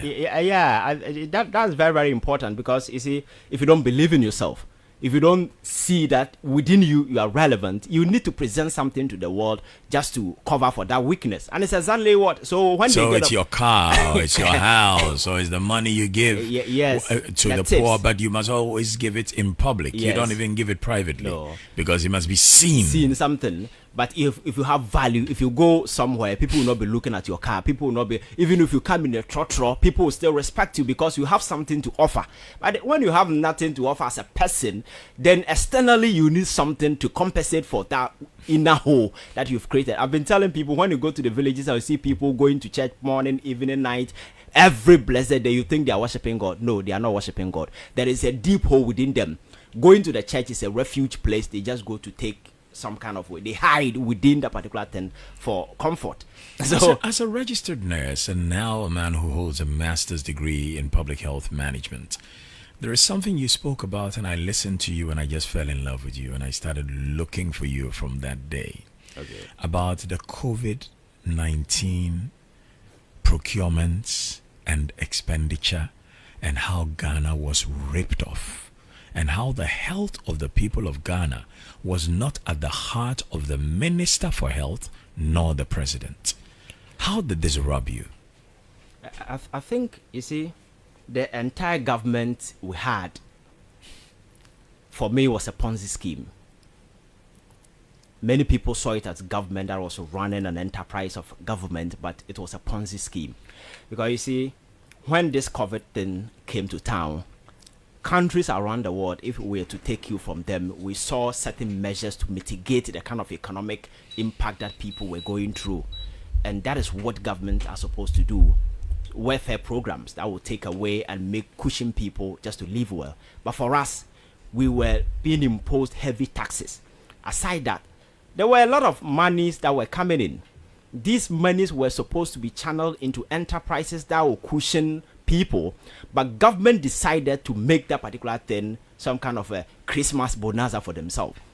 So people started using expressions and acronyms to amass this money for themselves. So when the Auditor General came out with a report, as a serious democratic country, the expectation is that the state will move in just to retrieve or do something just to ensure that people who one way or the other stole from the state will be recovered. But the state was, the attitude was the same, indifferent. The president didn't move, and we got to a point we were even defending the very criminals who stole from the state. As we speak, the report is still hanging. I don't know whether the new government will take it upon itself just to ensure they retrieve the money or not. But there is a disease. People are desperate. People have gone into depression. People are losing their economic life. There is the government that is supposed to ensure that something is done within that particular period just to ensure that you take care of the people. But that is the point the government decided to rob it, the people. That is how Ponzi schemes operate. That is no government. So for me, I wasn't surprised. And some of these things wasn't just about the COVID. There were a lot of some of these enterprises that we can mention. Sometimes some of the enterprises were so senseless to the extent that why would the government wake up a day and say, hey, I want to build 101 hospital at a go? Did it make sense when all the money they could make available was $400 million to build 101 hospitals? If you are to divide, every single hospital will get less than $4 million. So a hospital, and one hospital estimation is around $80 million. So 80 million, you're supposed to get, how do you call it, $4 million. Isn't it worrisome that when such pronouncements are made, the sensible people in the society, the thought leaders, those in academia, the captains of industry, are not able to speak up and say, this is a lie, pull it back? Unfortunately for us, quote unquote, the people in that space are themselves the same people. Everybody want to align to any of the political divide just to be seen relevant, because the very people you saw talking blah blah blah today, many of them have taken position. So is it dependent on where the person stands across the political divide that will determine the kind of conversation that will be activated? You understand? Taking a position is not a bad thing in itself, so long as you do it based on competence and honesty. Yes. But it's also important for us to recognize that to whom much is given, much is expected. Yes. The learned in the society who refuse to speak up, whilst the ignorant wallow in their ignorance and suffer, are doing more harm to the society than the corrupt people. Do you agree with that? Yes, exactly the point. So my point is that people who are in the middle, who are not aligned, you may even be aligned, because once you have conscience and conviction, what is wrong is wrong. So when government begin to take some of this decision, because as politicians, they might want to attempt some of these enterprises for political expediency. For all you know, some promises have been made somewhere, and the government motivation is just actualize that particular promise, just to go and tell people, hey, I made a promise and I have delivered it. But that particular promise may not have the kind of impact we want to feel as a country. It may not even be sensible enterprise. For instance, with this Agenda 111, the 400 million disbursement could have built 22 district hospitals. That would have been a legacy now. You can just go and say, we have 22 district hospitals, but as you speak, we have nothing. The most advanced is just a building. But if you have been at a hospital, you know that a building is not a hospital. It's just about 1/3. Because you need to stock with the state of the art equipment and those kind of things before you can call it a hospital. But these things have gone waste. So the question is, when government are beginning to embark on such enterprises, who are those who are supposed to advise? Because unfortunately, everybody becomes they become a bootlicker, sycophant. That is why they say you can tell a king by his courtiers. If a king surrounds himself with yes men, if a king surrounds himself with people who merely nod, then when he is naked, nobody can tell him.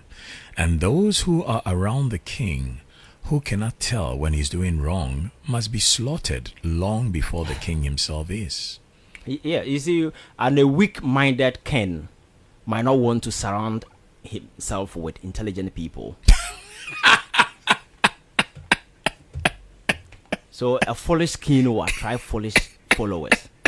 When we come back, more with my man, Ivan Kyei Innocent, speaking truth to power, a model version of what we would like for the youth all over Africa, a distinguished gentleman who I admire so much. When we come back, we'll be talking about Nkrumah's vision and legacy, that the governments of Ghana seem to have just aborted whilst everybody tries to become a hero, when in actual fact they are no giants, they are like lepers. Right after this on Master of the Game.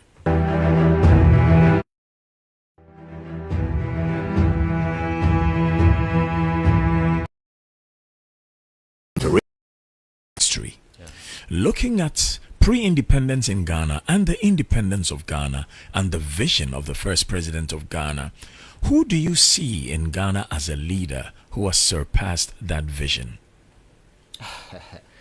I think post-independence, the energy and the kind of enthusiasm with which we secured independence, there were a lot of hope, and Ghana was a model. Ghana was seen as the model of democracy then, because we were the first country in the sub-Saharan Africa to secure independence, went ahead to inspire about 32 other countries in the next 10 years to secure independence. So everybody was looking at us, the shining star. And Nkrumah started very well, because he had a plan, he had a master plan, because to develop you need to industrialize, and that was the policy that he adopted by setting up factories and industries across the country. Because anywhere in the world where we see countries developing, industries must play quite a crucial role. And for industry to thrive, you need to also till the land to be able to produce the product that will be needed for some of these things. So he had a particular master plan, set in motion a number of factories. The whole Tema was created as an industrial city. But That's where I was born. Yes, but today it's a residential area. People are killing themselves for a portion of land, but the gentleman saw it and had a vision that that place should be just for industries. That is why he built the motorway. So when you're on the way, you don't stop anywhere, straight to work. After that, you come home. But today, Tema has become something different. You understand? So that is the vision. Set up these factories, whole lot. When you do that, you boost the economy. But you are able to export, and you get some money, and your currency will be stable. And in recent time, that is the policy China has adopted. China realized that they have the numbers. So how do we leverage our numbers for economic gain? They realized that production is key. So they decided to produce things for themselves and ship some outside. It is interesting, if I may interject for a second, okay. to see how people are very happy to praise China for what they're doing. Yes. Happy to praise Singapore and Malaysia for what they're doing, even though they may see similarities in exactly what Kwame Nkrumah did, yet do not want to give Kwame Nkrumah the credit for his vision. Yeah, that's the problem. And Nkrumah's popularity transcended beyond Africa, and I think he had some even engagement with the Chinese government, then Russia and other. Nkrumah was a global icon. So I think that is the strategy some of these countries have adopted. So for China, even they can deliberately depreciate their yuan just to boost sales of their products. Exactly, because you can, as a Chinese person, you may not have enough dollars to go and buy an iPhone. So your only choice is to buy Huawei, and that benefit the country. You understand? So that was the plan. But here, all the industries that were set up by Kwame Nkrumah, that particular vision, when Nkrumah's government was torpedoed, wasn't just Nkrumah that was torpedoed, wasn't just his government, his vision was trashed. Even books written by him and the factories that he built, everything has gone down. And today, Ghana has become some kind of an embarrassment. Among countries, we gave them that this thing. That so look, I mean, I'm looking at it, and I think it was diabolical the way his leadership and his legacy was handled by those who got a chance to be in power. Yes. It's as if you are in a 100-meter race with somebody. They know they can never beat you in the race. So all they aim to do is to step on your heel with their spikes. Exactly. But he's even bigger now than when he was alive. Oh yes. Because you see, that mentality then is what was brought to us about 8 years ago. The same mindset. If it was not us, then nobody should do it. And you don't build a country with such mindset. A country requires the collective insight, the collective mind, the collective will of everybody. Because governance is not an individual enterprise. One person cannot build. As a president, you are at liberty to look at the vast majority of talent and potential within the country, employ the best that will help you achieve your goal. So if you deem the section of your citizens as enemies, definitely you can move on. You understand? And I think that is how we deviated. And now the focus on the young people is no longer even on the table. fortunately for us, in Africa, we have the youthful population, and it's an envy of the world. Look at the number of young people who are leaving the shores of this country to go seek greener pasture elsewhere. America came up with this American lottery, giving young people the license to go there and work, till the land, work in their factories for them. But these are the very people we are losing, because the insight and the foresight to set up these enterprises here just to ensure that we get these people in, they work, and at the end of the day, the produce will benefit us, and it will also benefit and boost the economy. That mindset is not there. It's about creating avenues and enterprises that will make money for ourselves. So we prefer, instead of making sure we do rice farming by bringing on board young people, providing all the necessary incentive and the machinery to do large-scale rice farming for young people, we will prefer to give that particular right and contract to few people to go and import these things here, make money at the expense of everybody. And when you do some of these myopic political initiative, when you undertake these myopic political policies, at the end of the day, the country will contrast. It will not grow. And it's the reason why we are here. So for me, I think that over the years, we've been thinking on a linear scale. We need to expand and look at opportunities that are ahead of us. But we had all these industries built. Yes. It is true that not all of them were really globally competitive. Yes. But at least we're becoming self-sufficient. Yes. And sometimes you must say, I'm going to spend this little extra to ensure my youth are employed. Yes. As opposed to keep my youth unemployed and import all these things into my country, because then you're just going to create an army of lazy people. Yes. But what happened to all the industries? They got sold off. Everything. Instead of finding ways to make them better. Yes. That is why I've been telling you that young people need to take a center stage in this politics, in this enterprise called politics. It isn't a reserve of few people. Because you see, these were decisions made by people we voted for.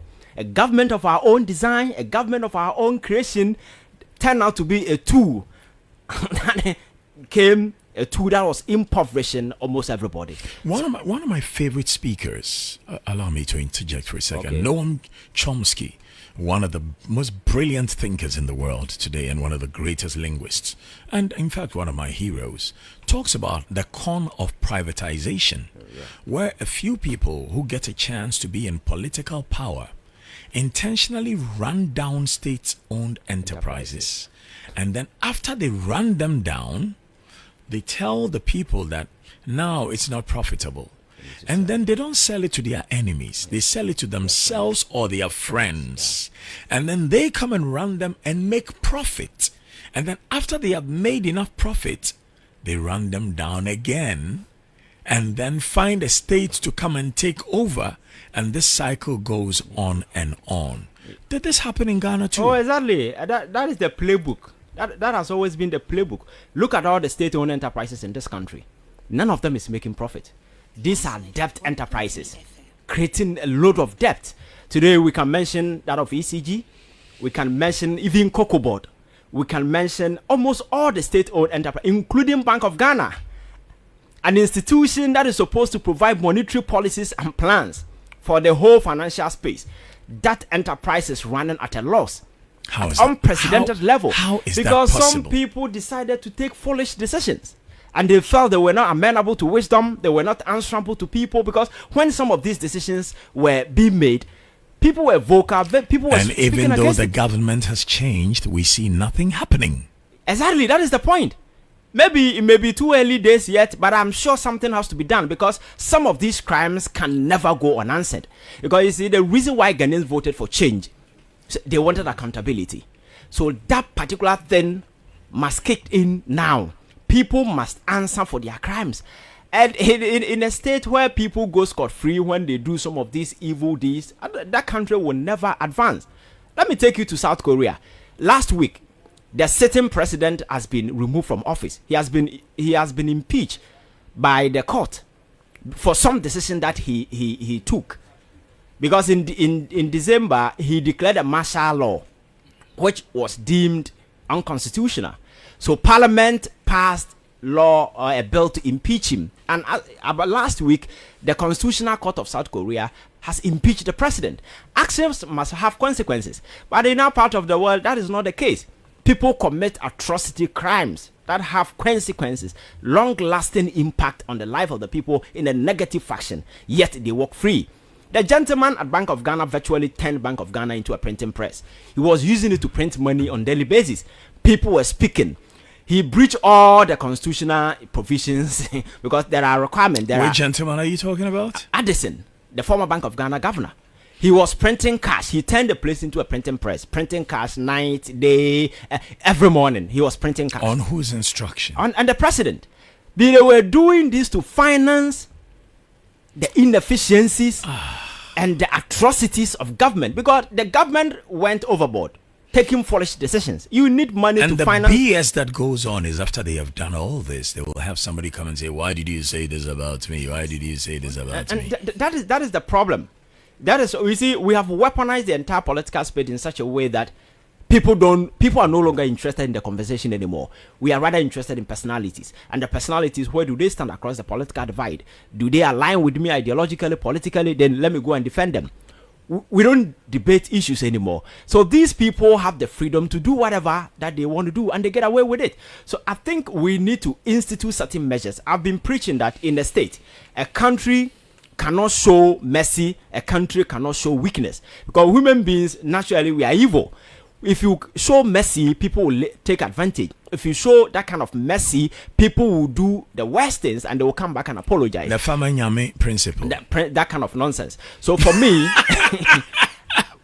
I think we need to establish the conventional red lines in the sand and tell people, say, hey, actions have consequences. If you go beyond this, these are the consequences that await you. The state cannot appear to be weak. The state cannot appear to be offering mercy card to people. So you're printing money. We don't know where all those monies went. Yes. Because we did not even have enough gas to ensure that we can provide electricity for the people. Where did all this money go? People pocketed them. That is a simple explanation. To do what? Because if you look at the inflation numbers... So we see when you put a fool in power and they are stealing, they just steal the way they think. Yes. So you have this insatiable greed. The greed is insatiable, meaning you can never satisfy it. But yet they are determined to satisfy it. That is where the foolishness comes in. So they may steal and steal what they don't even need. Look at this Adubo Ahin's case. Which of the Dubois? The recent one. Now, me pacho woman me nuna woman papa ni MPP ni no running for president now. Yes. Oh. Yes. Oh. Said they wanted to create generational wealth for themselves. Where one person will steal and will take care of the family for the next 100 years. And then other families will starve for the next 10,000 years. And they see your kid and they'll tell you, say, help papa, my brother, that kind of nonsense. You see, it's funny. And they were able to do all these things because there is no accountability. Institutions that are supposed to have oversight responsibilities have all reneged. They've all clawed back because they are all part of the criminal enterprises that is unfolding. You understand? And for me, that is the problem. So we must begin to institute proper measures and ensure that the state is ready to confront some of these things. Until that readiness is shown, trust me, people will continue to do some of these excesses and they will get away with it. So for Adubo Ahin case, if you look at the manner with which this guy pulled this whole heist, quote unquote, you could see this is an unintelligent person. But you know one sad thing? I was at a party recently and I was speaking to a lady, one who is about 50 and another who is about 40. And I was telling them about how I do not consider thieves intelligent. And go, no. They must be intelligent to be able to come by so much money. And I looked at them very quietly and I realized it was time for me to leave the party. It's only because once. Exactly. It's really sad. Exactly. I spoke about Noam Chomsky. Now, hey, maybe some mechanic kakra. Mr. Meka Makuma Sokasa. Mommy and Kai who said, and yenya waburu bifie. Ako wia watch, ako wia phone, ako wia sikapeni ye rio. Ni awatina si afa adwen apɛ kwan bi a ɔde dwirim ɛbɛbɔ ɔman no krono no ɔno ne ewi kɛseɛ na ɛba ne sɛnti na nea ɔno kɔ wie a bibi ketewa no ɔno tumi kɔdam mfie bebree na nea wabɔ ɔman ne po paa no na ɔda ho ne nam ne ɛyɛ no honorable A bad is saying in it, but let's go listen to Noam Chomsky. We'll be right back after this. It's a standard way of privatizing something. The discerning audience, the knowledge. Excellent furnishing in a real estate business is a great deal for survival.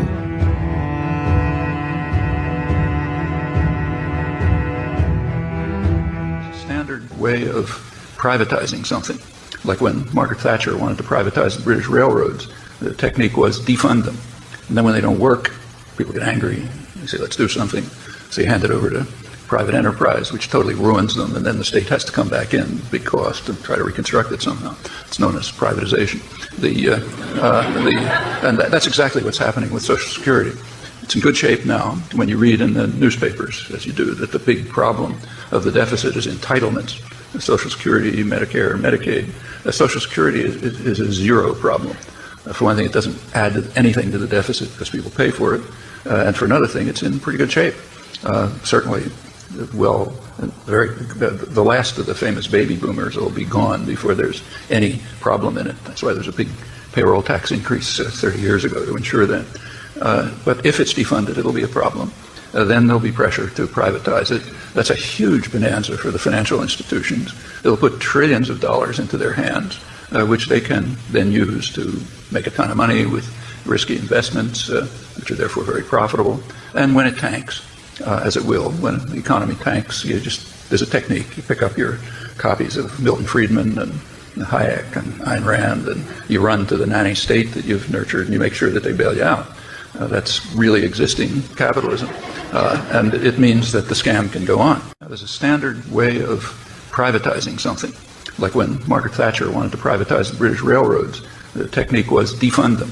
And then when they don't work, people get angry. They say, let's do something. So you hand it over to private enterprise, which totally ruins them, and then the state has to come back in, big cost, and try to reconstruct it somehow. It's known as privatization. And that's exactly what's happening with Social Security. It's in good shape now when you read in the newspapers, as you do, that the big problem of the deficit is entitlements. Social Security, Medicare, Medicaid. Social Security is a zero problem. For one thing, it doesn't add anything to the deficit because people pay for it. And for another thing, it's in pretty good shape. Certainly, well, the last of the famous baby boomers will be gone before there's any problem in it. That's why there's a big payroll tax increase 30 years ago to ensure that. But if it's defunded, it'll be a problem. Then there'll be pressure to privatize it. That's a huge bonanza for the financial institutions. They'll put trillions of dollars into their hands, which they can then use to make a ton of money with risky investments, which are therefore very profitable.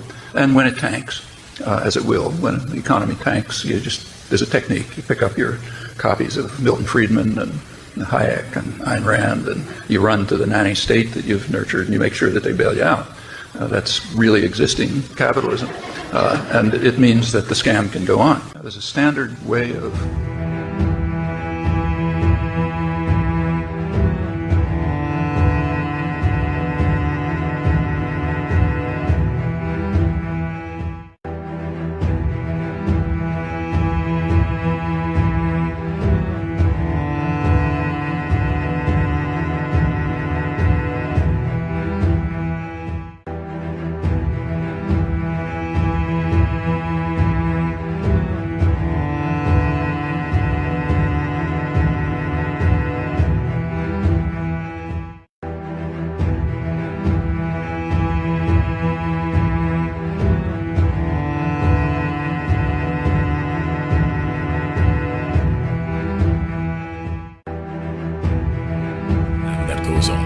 Every time you see a state institution failing, don't just look at the dumb appointee that was put there, because a lot of times that dumb appointee is put there to ensure the institution fails, so that when it fails, the people that have the political power can sell that institution to themselves or a member of their family or one of their friends, and then find a way to make profit. And after they have made enough profit, they want to walk away, they will find a way to give it back to the state again. What is happening in the teleco sector? Some call teleco, some call it telco right now. What did we buy? How much did we buy it for? What was the amount of debt on the books when we bought it? Did we know that that debt will keep growing? And who actually signed off for that to be bought? Yeah, I think it, like you rightly indicated, that has always been the playbook. They knew at the time the depth of this particular company, but they hid it from the public, and they spoke of the fact that, oh, we are acquiring this for one CD, is it $1? So always we are interested in the kind of political momentum we are creating out of these things. Because no American company will sell off a company to you without a debt and say, hey, take it $1. This is a telecommunication company, a giant one, but they decided to absorb the debt, go and hand it over to the same entity they are buying the thing from. This is a purely criminal enterprise. And for me, I'm expecting that. And why are people not behind bars already? That's the question. You see, it's easy for people who just don't like somebody personally to find some little personal case, a false allegation, and jump about it.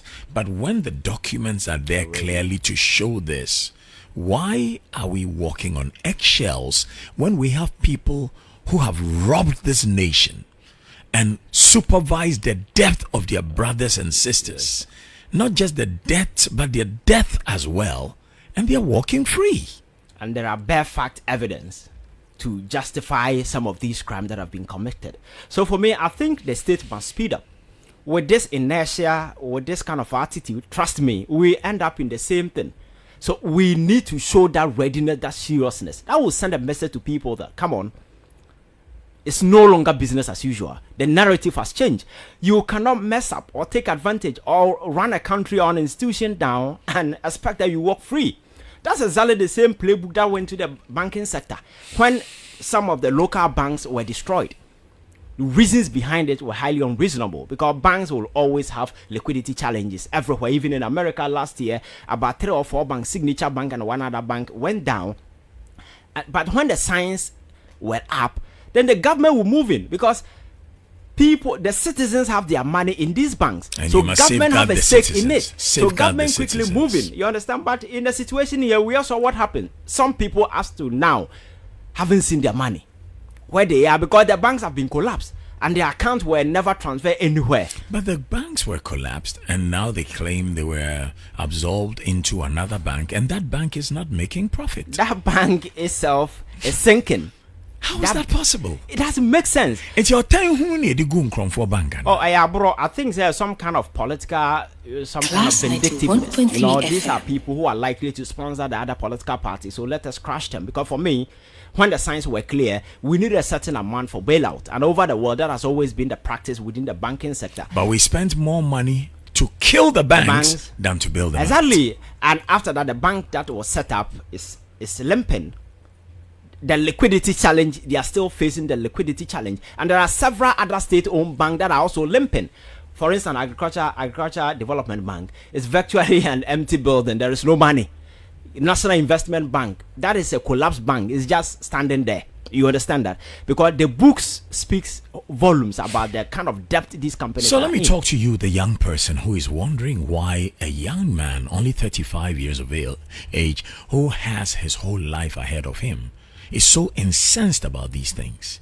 If you are not incensed, maybe you're already dead. Because the truth is, if we can let some of our own brothers, sisters, uncles, fathers, mothers, and aunties run state institutions down and get away with it, what we actually are doing is we are weakening the remaining state institutions because we are sending a clear message to the whole country that if you get a state institution to run, do whatever you can, because when you are done, you can take your money and run and let the nation fall apart. Yes. These were decisions that were taken because people just wanted to destroy banks just like that for political reasons. Because even at the time, even if we didn't have an idea, Obama went through the same plan with America with the 2008 recession. When he came, there were some kind of challenges. Banks were going through similar challenges. He identified some of the bank with the financial muscles, like Chase Bank and other banks. He gave them the financial support to go and purchase or buy these distressed assets. All of them were pulled out, and now they are running, making money. At the end of the day, monies that were in were not lost. Individual Americans who were working for this company maintained their jobs. But we did this thing, sank 25 billion Ghana cedis into collapsing these enterprises, created unemployment situation when the government itself couldn't create any avenue for young people. For instance, this NAPCO that was set up was kind of a scam. That was the biggest scam. Yes. Number one, NAPCO made us realize that the government had set a very clear amount for what a graduate should earn. What was that? How much was the amount? Some were taking 500 Ghana. We are graduate for Ghana, and I just say, with salary is 650. Who get a diploma, about 550. Who get a SS, about 450. Who get a JSS, about 350. So NAPCO made that very clear, but it was all a scam, really. Oh, it was a scam because you see, as government, you're not supposed to provide stop-gap job opportunities for people. We are talking about life, individual life. Stop job opportunity, the person will end, and then what is next? You understand? So government could have made some effort in ensuring that that particular thing is sustained and guaranteed, but because they didn't have any guaranteed source of funding, it was just a political gimmick. We made a promise, let us do something. So they didn't have kind of a guaranteed source of funding to be fueling these kind of enterprises. So people were in, they were not being paid. And that has always been the problem. You see, you can't just build a policy on nothing. Similar thing happened with the introduction of the free SHS. I keep telling people it was one of the best policies. But you cannot implement such a policy without engaging stakeholders. Critical stakeholders who are virtually themselves institutions in these areas. They know the in and out. If you want to come out with a policy, you engage them, you solicit ideas, because problems is what will constitute the foundation of whatever policy that you want to build. But these people were ignored because the whole policy was seen as a political reparation package. We promised that we'll give you free SHS. We have come, we are giving it to you.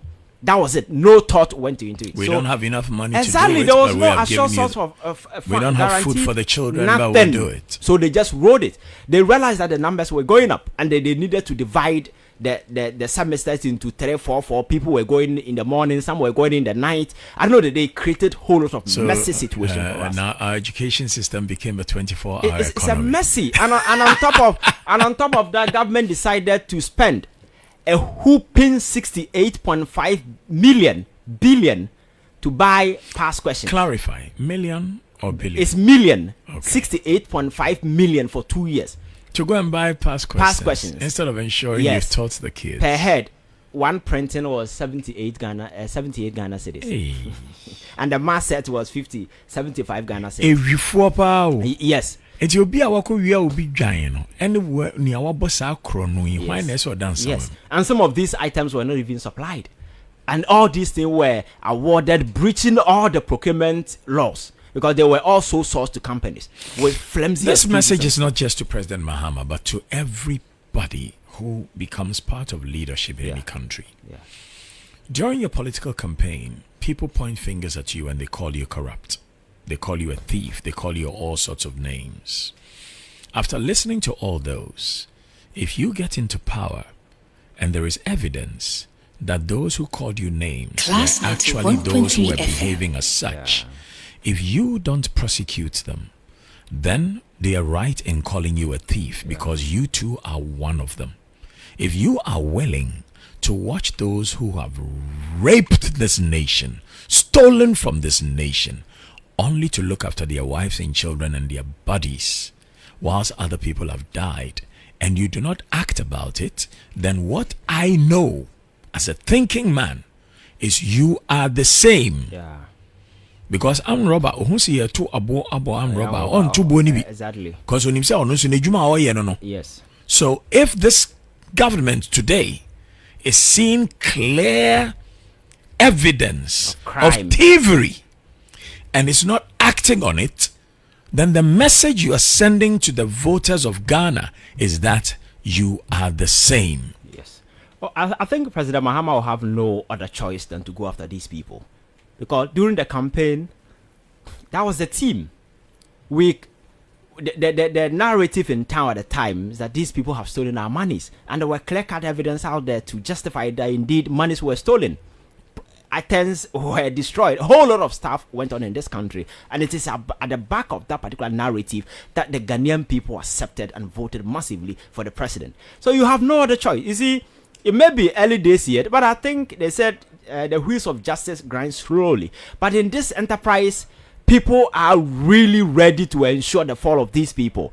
People really want some kind of punishment, some kind of prosecution. People are not expecting government to witch hunt individuals, but those who have committed atrocities and crimes, like the Cecilia Dapa issue, we need proper explanation as to how she was able to acquire such monies under her bed. You understand?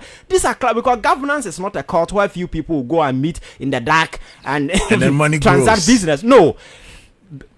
Politics and governance is a public enterprise. Exactly. And people must know what is going on.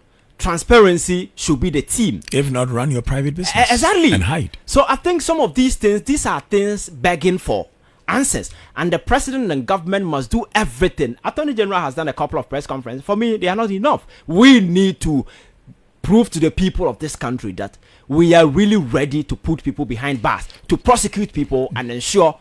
Do you believe that people are what they defend? I've been telling that human beings are very dangerous. And we are very deceptive. So sometimes if you judge people by what they say, you might be making a big mistake. And because saying it and doing it is a different ballgame altogether. But the citizens are ready. They want to see some actions being taken. This period may be some kind of a window that has been created because it's a new government that is being constituted. But trust me, after 1 year or 2 years, if people don't see nothing, trust me, this whole arena is going to be a different ballgame altogether. And the president is aware. He's privy to the fact that Ghanaians want him to take certain decisions and make sure people who have stolen from this country are held accountable. Else, what in your upbringing makes you feel so strongly against corruption? Tell me about it. How did you grow up as a child? I come from a very moderate background where you need to fight for everything to survive. And for me, I think this whole corruption fight came about very actively when I got to the hospital, when I realized that there were a lot of things going on. There are a lot of activities, and people were dying as a result of certain inertia, certain reluctance on the part of some individuals to do certain things. And these are lives. You lose it forever. And sometimes when the person dies, it's not just about the person who has died, but the tons of family who depended on that person and the life after, the kid the person is leaving behind.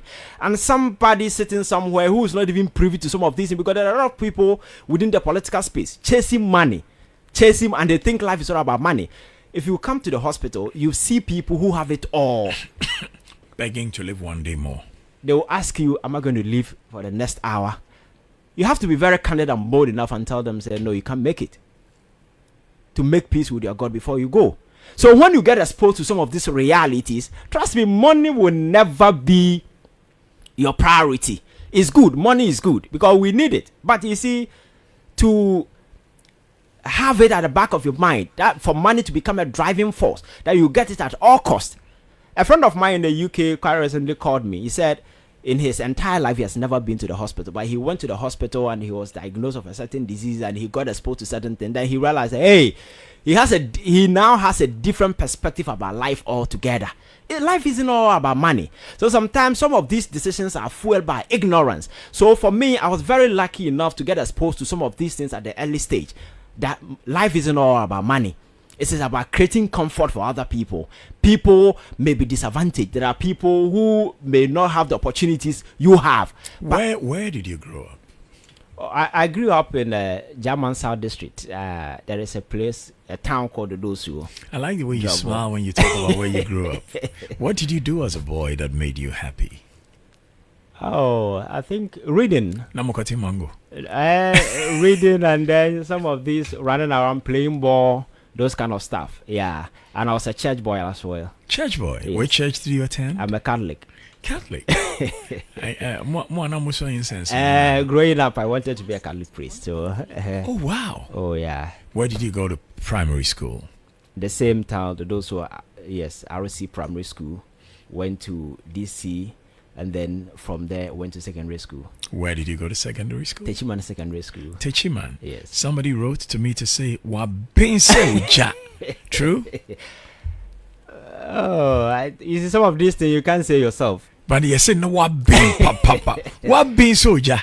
Oh, I think when I started school, I could read and write. That was the thing. And I felt like I had an advantage over my classmate. So, for instance, they will give you a book. You can read everything from page 1 to the last page. Other people could not read.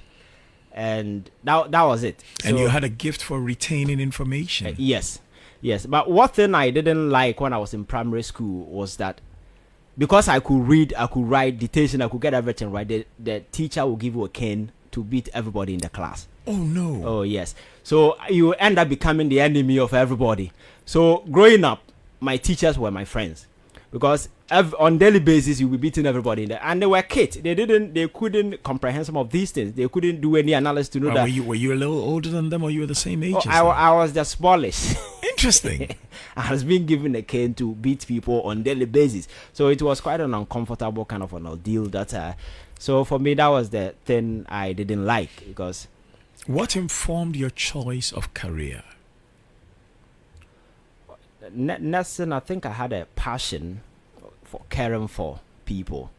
Yes, because growing up, I saw a lot of people who needed care, and sometimes they were lonely. There was nobody to take care of them. So I felt like, okay, maybe this is something that I can do just to offer that kind of care to people. And when I had opportunity, I took it. Compassion is a big deal for you. Oh yes, without it you can't do it. You can't thrive in this enterprise, because you need to put yourself in the shoes of the person you are tending to, and so you need to share their pain. Because sometimes people might be throwing out certain expressions, certain things. If you don't understand them, you treat them in a way. But sometimes you must put yourself in the shoe, feel the way they feel, think the way they are thinking, to be able to console them. Because to understand somebody, you need to put yourself in the person's shoe. That is why if you go to the psychiatric hospital, they'll tell you that never challenge the deranged person. Whatever they say, just agree with them, and then you suggest. You understand? Because the person is not thinking right. You cannot go into an argument with them. I think they must also say the same thing to die-hard political followers. Never challenge a die-hard political follower. Yes, you agree, then you offer suggestion. That is the principle when you go for counseling. Say don't put your ideas in the person's head. Explain the phenomenon to the person. Let him understand and guide the person to make a decision. You are not supposed to make a decision for the person. Guide the person. For the brilliance you had, some teachers would say, Che innocent, brilliant boy. Doctor, didn't say nursing in tea. And call your doctor and come up, but there are those who also say the nurse spends more time looking after the patient. And so if you're somebody who is more compassionate, nursing may be closer to your heart. In your case, what is it that pushed you towards nursing and maybe not medicine? Okay, I think at that time I didn't have much information regarding some of these things. Growing up, I had two things in mind. I either wanted to be a Catholic priest or I wanted to be a president. Those were the things I had in mind. And it's not too late to be a president. Oh yes, I went to write an exam, and the invigilator was looking at my paper. He realized the thing was good. Then he whispered, "Come on, priesthood is a call. It's not an occupation, so cancel it." I said, "No, I will not cancel it. I was determined that this is what I wanted to do." Yeah. And the same thing, I went to write another exam. I said I wanted to be president. The person told me, said, "No, you can't. President is not an occupation." He said, "That is what I wanted to do." He said everything, but I didn't cancel. So I think those were the things I had in mind. But along the line, nursing came in, and I took it. And the way forward, I don't know where life is going to take us. But in secondary school, how did your colleagues, your peers, react to you? I think when we first met from different background, we didn't know each other. And in my case, I was sent to a business class. And because I had in mind I wanted to be a Catholic priest, I wanted to go to a class where I would do CRS, read Bible. So I sat in that class for almost like a month. I didn't take a note. So one day it came to me that I moved from the class to join the other class there, where I will be able to do CRS. And that was it. So in the class, I think there was something happened. We were in the class when one of the teachers walked in, and he said that he was dictating note to us. He will say, and then you write it. Then he mentioned consequences. And then a lady says, can you please spell the word for us? And said, this thing you can't. Then he took a cane. Secondary school, from the first person, I was last but one.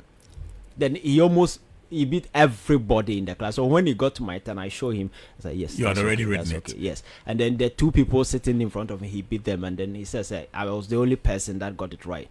I said, oh, then there is something I can do here. So that semester we did exams and I was first. I had scholarship and that was it. Interesting. Yeah. And then tell me about moving from high school to university. Did you work when you finished high school, or you stayed at home, did your reading, and then went to university? No, I went to nursing training college. Oh, sorry. Yes. Nursing training college. So nursing, these days, nursing training college is in Adani University. Yeah. Mm-hmm. So from there, I went to Techiman Holy Family Hospital. I did my national service there, and then worked for a year. Then I applied to University of Ghana, got admission, and then I came. Since then, I'm here to return. And since you've been in Accra, you've practiced as a nurse? I'm sometimes I say I'm a night nurse. Okay. Sometimes I do night nurse. There's a song with that title. Yes. I see a bomb up Gregory Isaacs. Daytime I'm very busy doing this and then schooling at the same time until I finish my program. So what drove you to go pursue a master's degree, and why did you choose the area that you did it in? I think policy is key. Is the key to everything that we do. And very often we turn a blind eye to some of these big decisions that are made at the top. So I wanted to understand it more, how we formulate policy, yes, in our health sector. Exactly. And even across all sectors, because the theories are almost the same. Yeah. So I wanted to understand the kind of contribution that I'll make at the policy table to be able to have that kind of impact that I seek to happen down there. And that was my motivation, because if you go to the health sector and look at the challenges, the problems going on, with good policies at the top, I think we'll be able to solve a lot of the problems. And it's the reason why that is the major driver. More so in a PhD program, but also in a master's program, you know, you get to really engage other minds, some confrontational, some complementary. Yeah. In the policy studies that you did, what is it that struck you that is missing in Ghana? I think the policy formulation itself. You see, just like I mentioned the free SHS, policies don't just come about. There must be a problem, whether a potential problem or an actual problem. So what you have to do is just walk through the problem, tease it out. If you understand the problem, then you weave a policy to be able to cater for all the problems. But understanding the problem is half of the policy formulating. Exactly. Because you need to tease out to understand the problem. For the free SH, for instance, if we had teased out the problem, what are the challenges facing school, the secondary school, children at the secondary school level? What are the challenges? Then we would have come to the realization that this are the problems. So what are the policy interventions that will be able to take care of all these challenges? Then we weave a policy having in mind all the challenges. So the educational, the social, the structural, all those will be looked after. And because even if you are offering a free SHS policy, you know the numbers will increase. Definitely there will be a pressure at the tertiary level. So you must, at the policy plan, there must be a strategy of putting up more tertiary institutions or expanding the existing one, because the policy, you're able to envisage the possibility of having the numbers swelling up at the tertiary level. Because why aren't you working in government at least already? It will be very difficult to answer that question, because is it because most government positions are not even advertised for people to apply? That could be the case, and most importantly, I think most of the positions are also via appointment and those kind of recommendation that come from people. And if you have right people at the right places, I think you'll get that recommendation, and you can. I want us to look at the way forward, because we're coming to the end of this interview. I have to talk to you again at least 2 times this year. And let's look at the way forward for Ghana. What do you think is the biggest malady of this country? You know, when a patient comes into the hospital, they may have a headache. Yes. They may have a urinary tract problem. They may have a boil, but they may also have cancer. What do you think is the biggest malady of Ghana today? I think it's indiscipline and greed. Indiscipline and greed. Yes. And what do you propose as the cure for these maladies? When Obama came to Ghana, he indicated that Africa requires strong institutions. But I've always argued that institutions are not human beings. Institutions are not kwaku kwabena. They are corporate entities. Yes. But you need strong men with strong conviction to be able to interface these institutions. If you go to America, the very institutions that you see are interfaced by strong men with strong conviction. And they are the guardians who protect the foundations of this institution and make sure the institutional dictate work, not the discretions of individuals who are interfacing it. And that is what we need. I think we need to strengthen state institutions and make sure that they work to benefit the people, but not operating at the behest of those in power. And in recent times, I think that has been the problem. As a president can just make a decision, and that decision will virtually cow all state institutions into submission or subjugation. And when institutions are not effective and individual dictate and discretions take over, it will take you to the kind of arena we went in recent times. Everything will go wayward. So for me, we need to start by making sure we strengthen state institutions, by making sure institutional dictates and prescriptions, or rather take the center stage, make the decision for us, instead of making individuals sitting somewhere making such decisions. If we're able to put institutions in place, I think about 50% of our problems will be solved. For instance, with the recent destiny in our court, the judiciary, if people don't have trust in the judiciary because they think people sitting there are just partisan animals, are just rubber stamps. Yes, who are just sitting there operating at the behest of some power that be. At the end of the day, foreign investors will not come into that country because they know the judicial system is not favorable.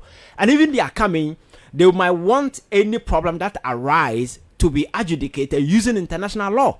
It's the reason why Ghana is suffering in recent time, because most of our treaties with some of these companies are being settled through international arbitration.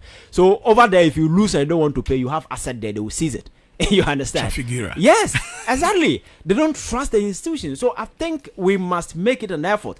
In the election, President Mahama said reset. For me, that reset must begin with state institution. For I've seen a number of petitions that has been sent to him regarding the removal of Chief Justice, a whole lot of conversation. I think he should follow it through.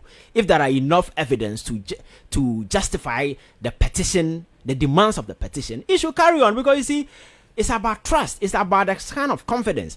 I've been telling people that if you see a country like an entity, the only thing that sustains is the trust and confidence people repose. At any point in time, that trust is withdrawn, that state, that entity is useless, because you need the people's trust to sustain you. But so if people don't have trust in state institutions, the police people don't trust them, the military people don't trust them, the court people don't trust them, then that country virtually will become a banana republic. A time will come, every man will become a law unto himself. So we need to start by strengthening state institutions again. People we appoint to sensitive position must be based on merit. Meritocracy should be the order of the day, should be the major criteria, because if we begin to favor people based on fraternal alliances and some kind of relationship we have with people, they go there having in mind, I'm here because I have some kind of relationship with KKD, is the reason why I'm here. So it is not about merit, it is not about my performance.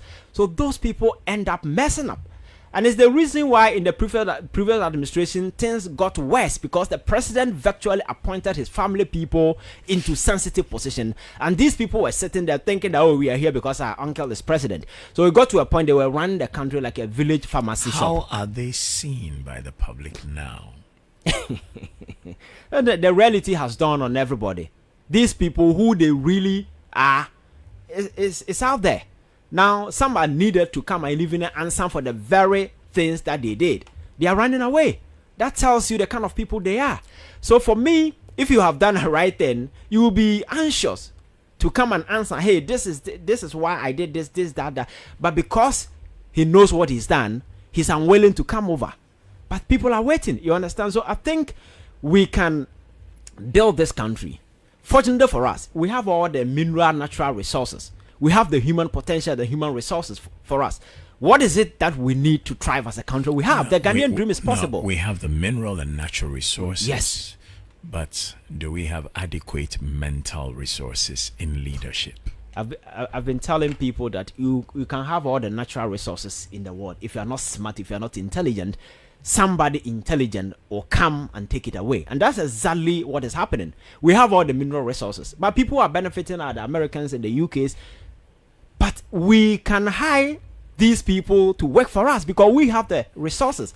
But because of some greed, some individual wanting their cart, they've handed over these things to people. Come and do it. Give me my cart, and then give the state something. Because if you look at all the give gold, the state some coins, give me exactly. a lot, so I can use it to impoverish and subjugate more people, so I can work towards the next election. I'll be relevant. Because look at the big mining site we have in Obuasi. If you go to Obuasi, you'll be sad. The entire town is interfaced with hopelessness, desperation. Young people don't have work to do, but their very land is being destroyed. Yes, the entire town is on daily basis constantly exposed to toxic chemicals. People are dying, but they are not benefiting from these things. So how do we look at our mineral regime and say, hey, the people require some kind of help because the land belongs to them? We need to do these things. So we need to look at our mineral regime and do some changes just to ensure that we, the people, also benefit. We can't have all the resources. At the end of the day, we have nothing, but we are now growing. Quite recently, when we discovered lithium, those of you who are quite much aware, the world is going green. Lithium today is the new gold. People are making a lot of battery out of it. So we recently discovered it in a huge quantity. The expectation was that government will make sure we own it, and then we employ companies out there with the requisite resources to come and help us, tap into these uncharted areas to at least create job opportunities and other stuff. But once again, we handed it over to a foreign company. They should give us 10%. So you see, the playbook has always been the same, and these people doing this will definitely get their cut, and the state will suffer. So the people will continue to be impoverished because that is a deliberate political tool, an instrument to cow people into subjugation, take away their economic freedom. You enslave them forever. On daily basis, they will be calling you honorable. People will be following you for money, and as long as that thing continues, they remain relevant. So for me, these are some of the things that we, the citizens, might be very conscious of, that we all have a stake in this enterprise called Ghana. It doesn't belong to any politician. It does not belong to political party. Political parties are mere vehicles that we use to capture political power. The Ghana is the ultimate thing. So we must do everything to ensure that whoever that is shortchanging this country, it doesn't matter what the person is in your political party, the person may be your uncle, as long as their deed contravenes with rules that are guiding these things, we must rise against as human beings of conscience. You know what they say, you can teach an old dog new tricks. Yeah. Let's spare those who are 70 and above. I don't think they're going to learn the new tricks now. Yeah. Let's look at the youth. Let's look at 15 all the way to 65 and ask ourselves, what are we willing to do differently? Yeah. What are we willing to insist on leadership, that this country can create employment for the young?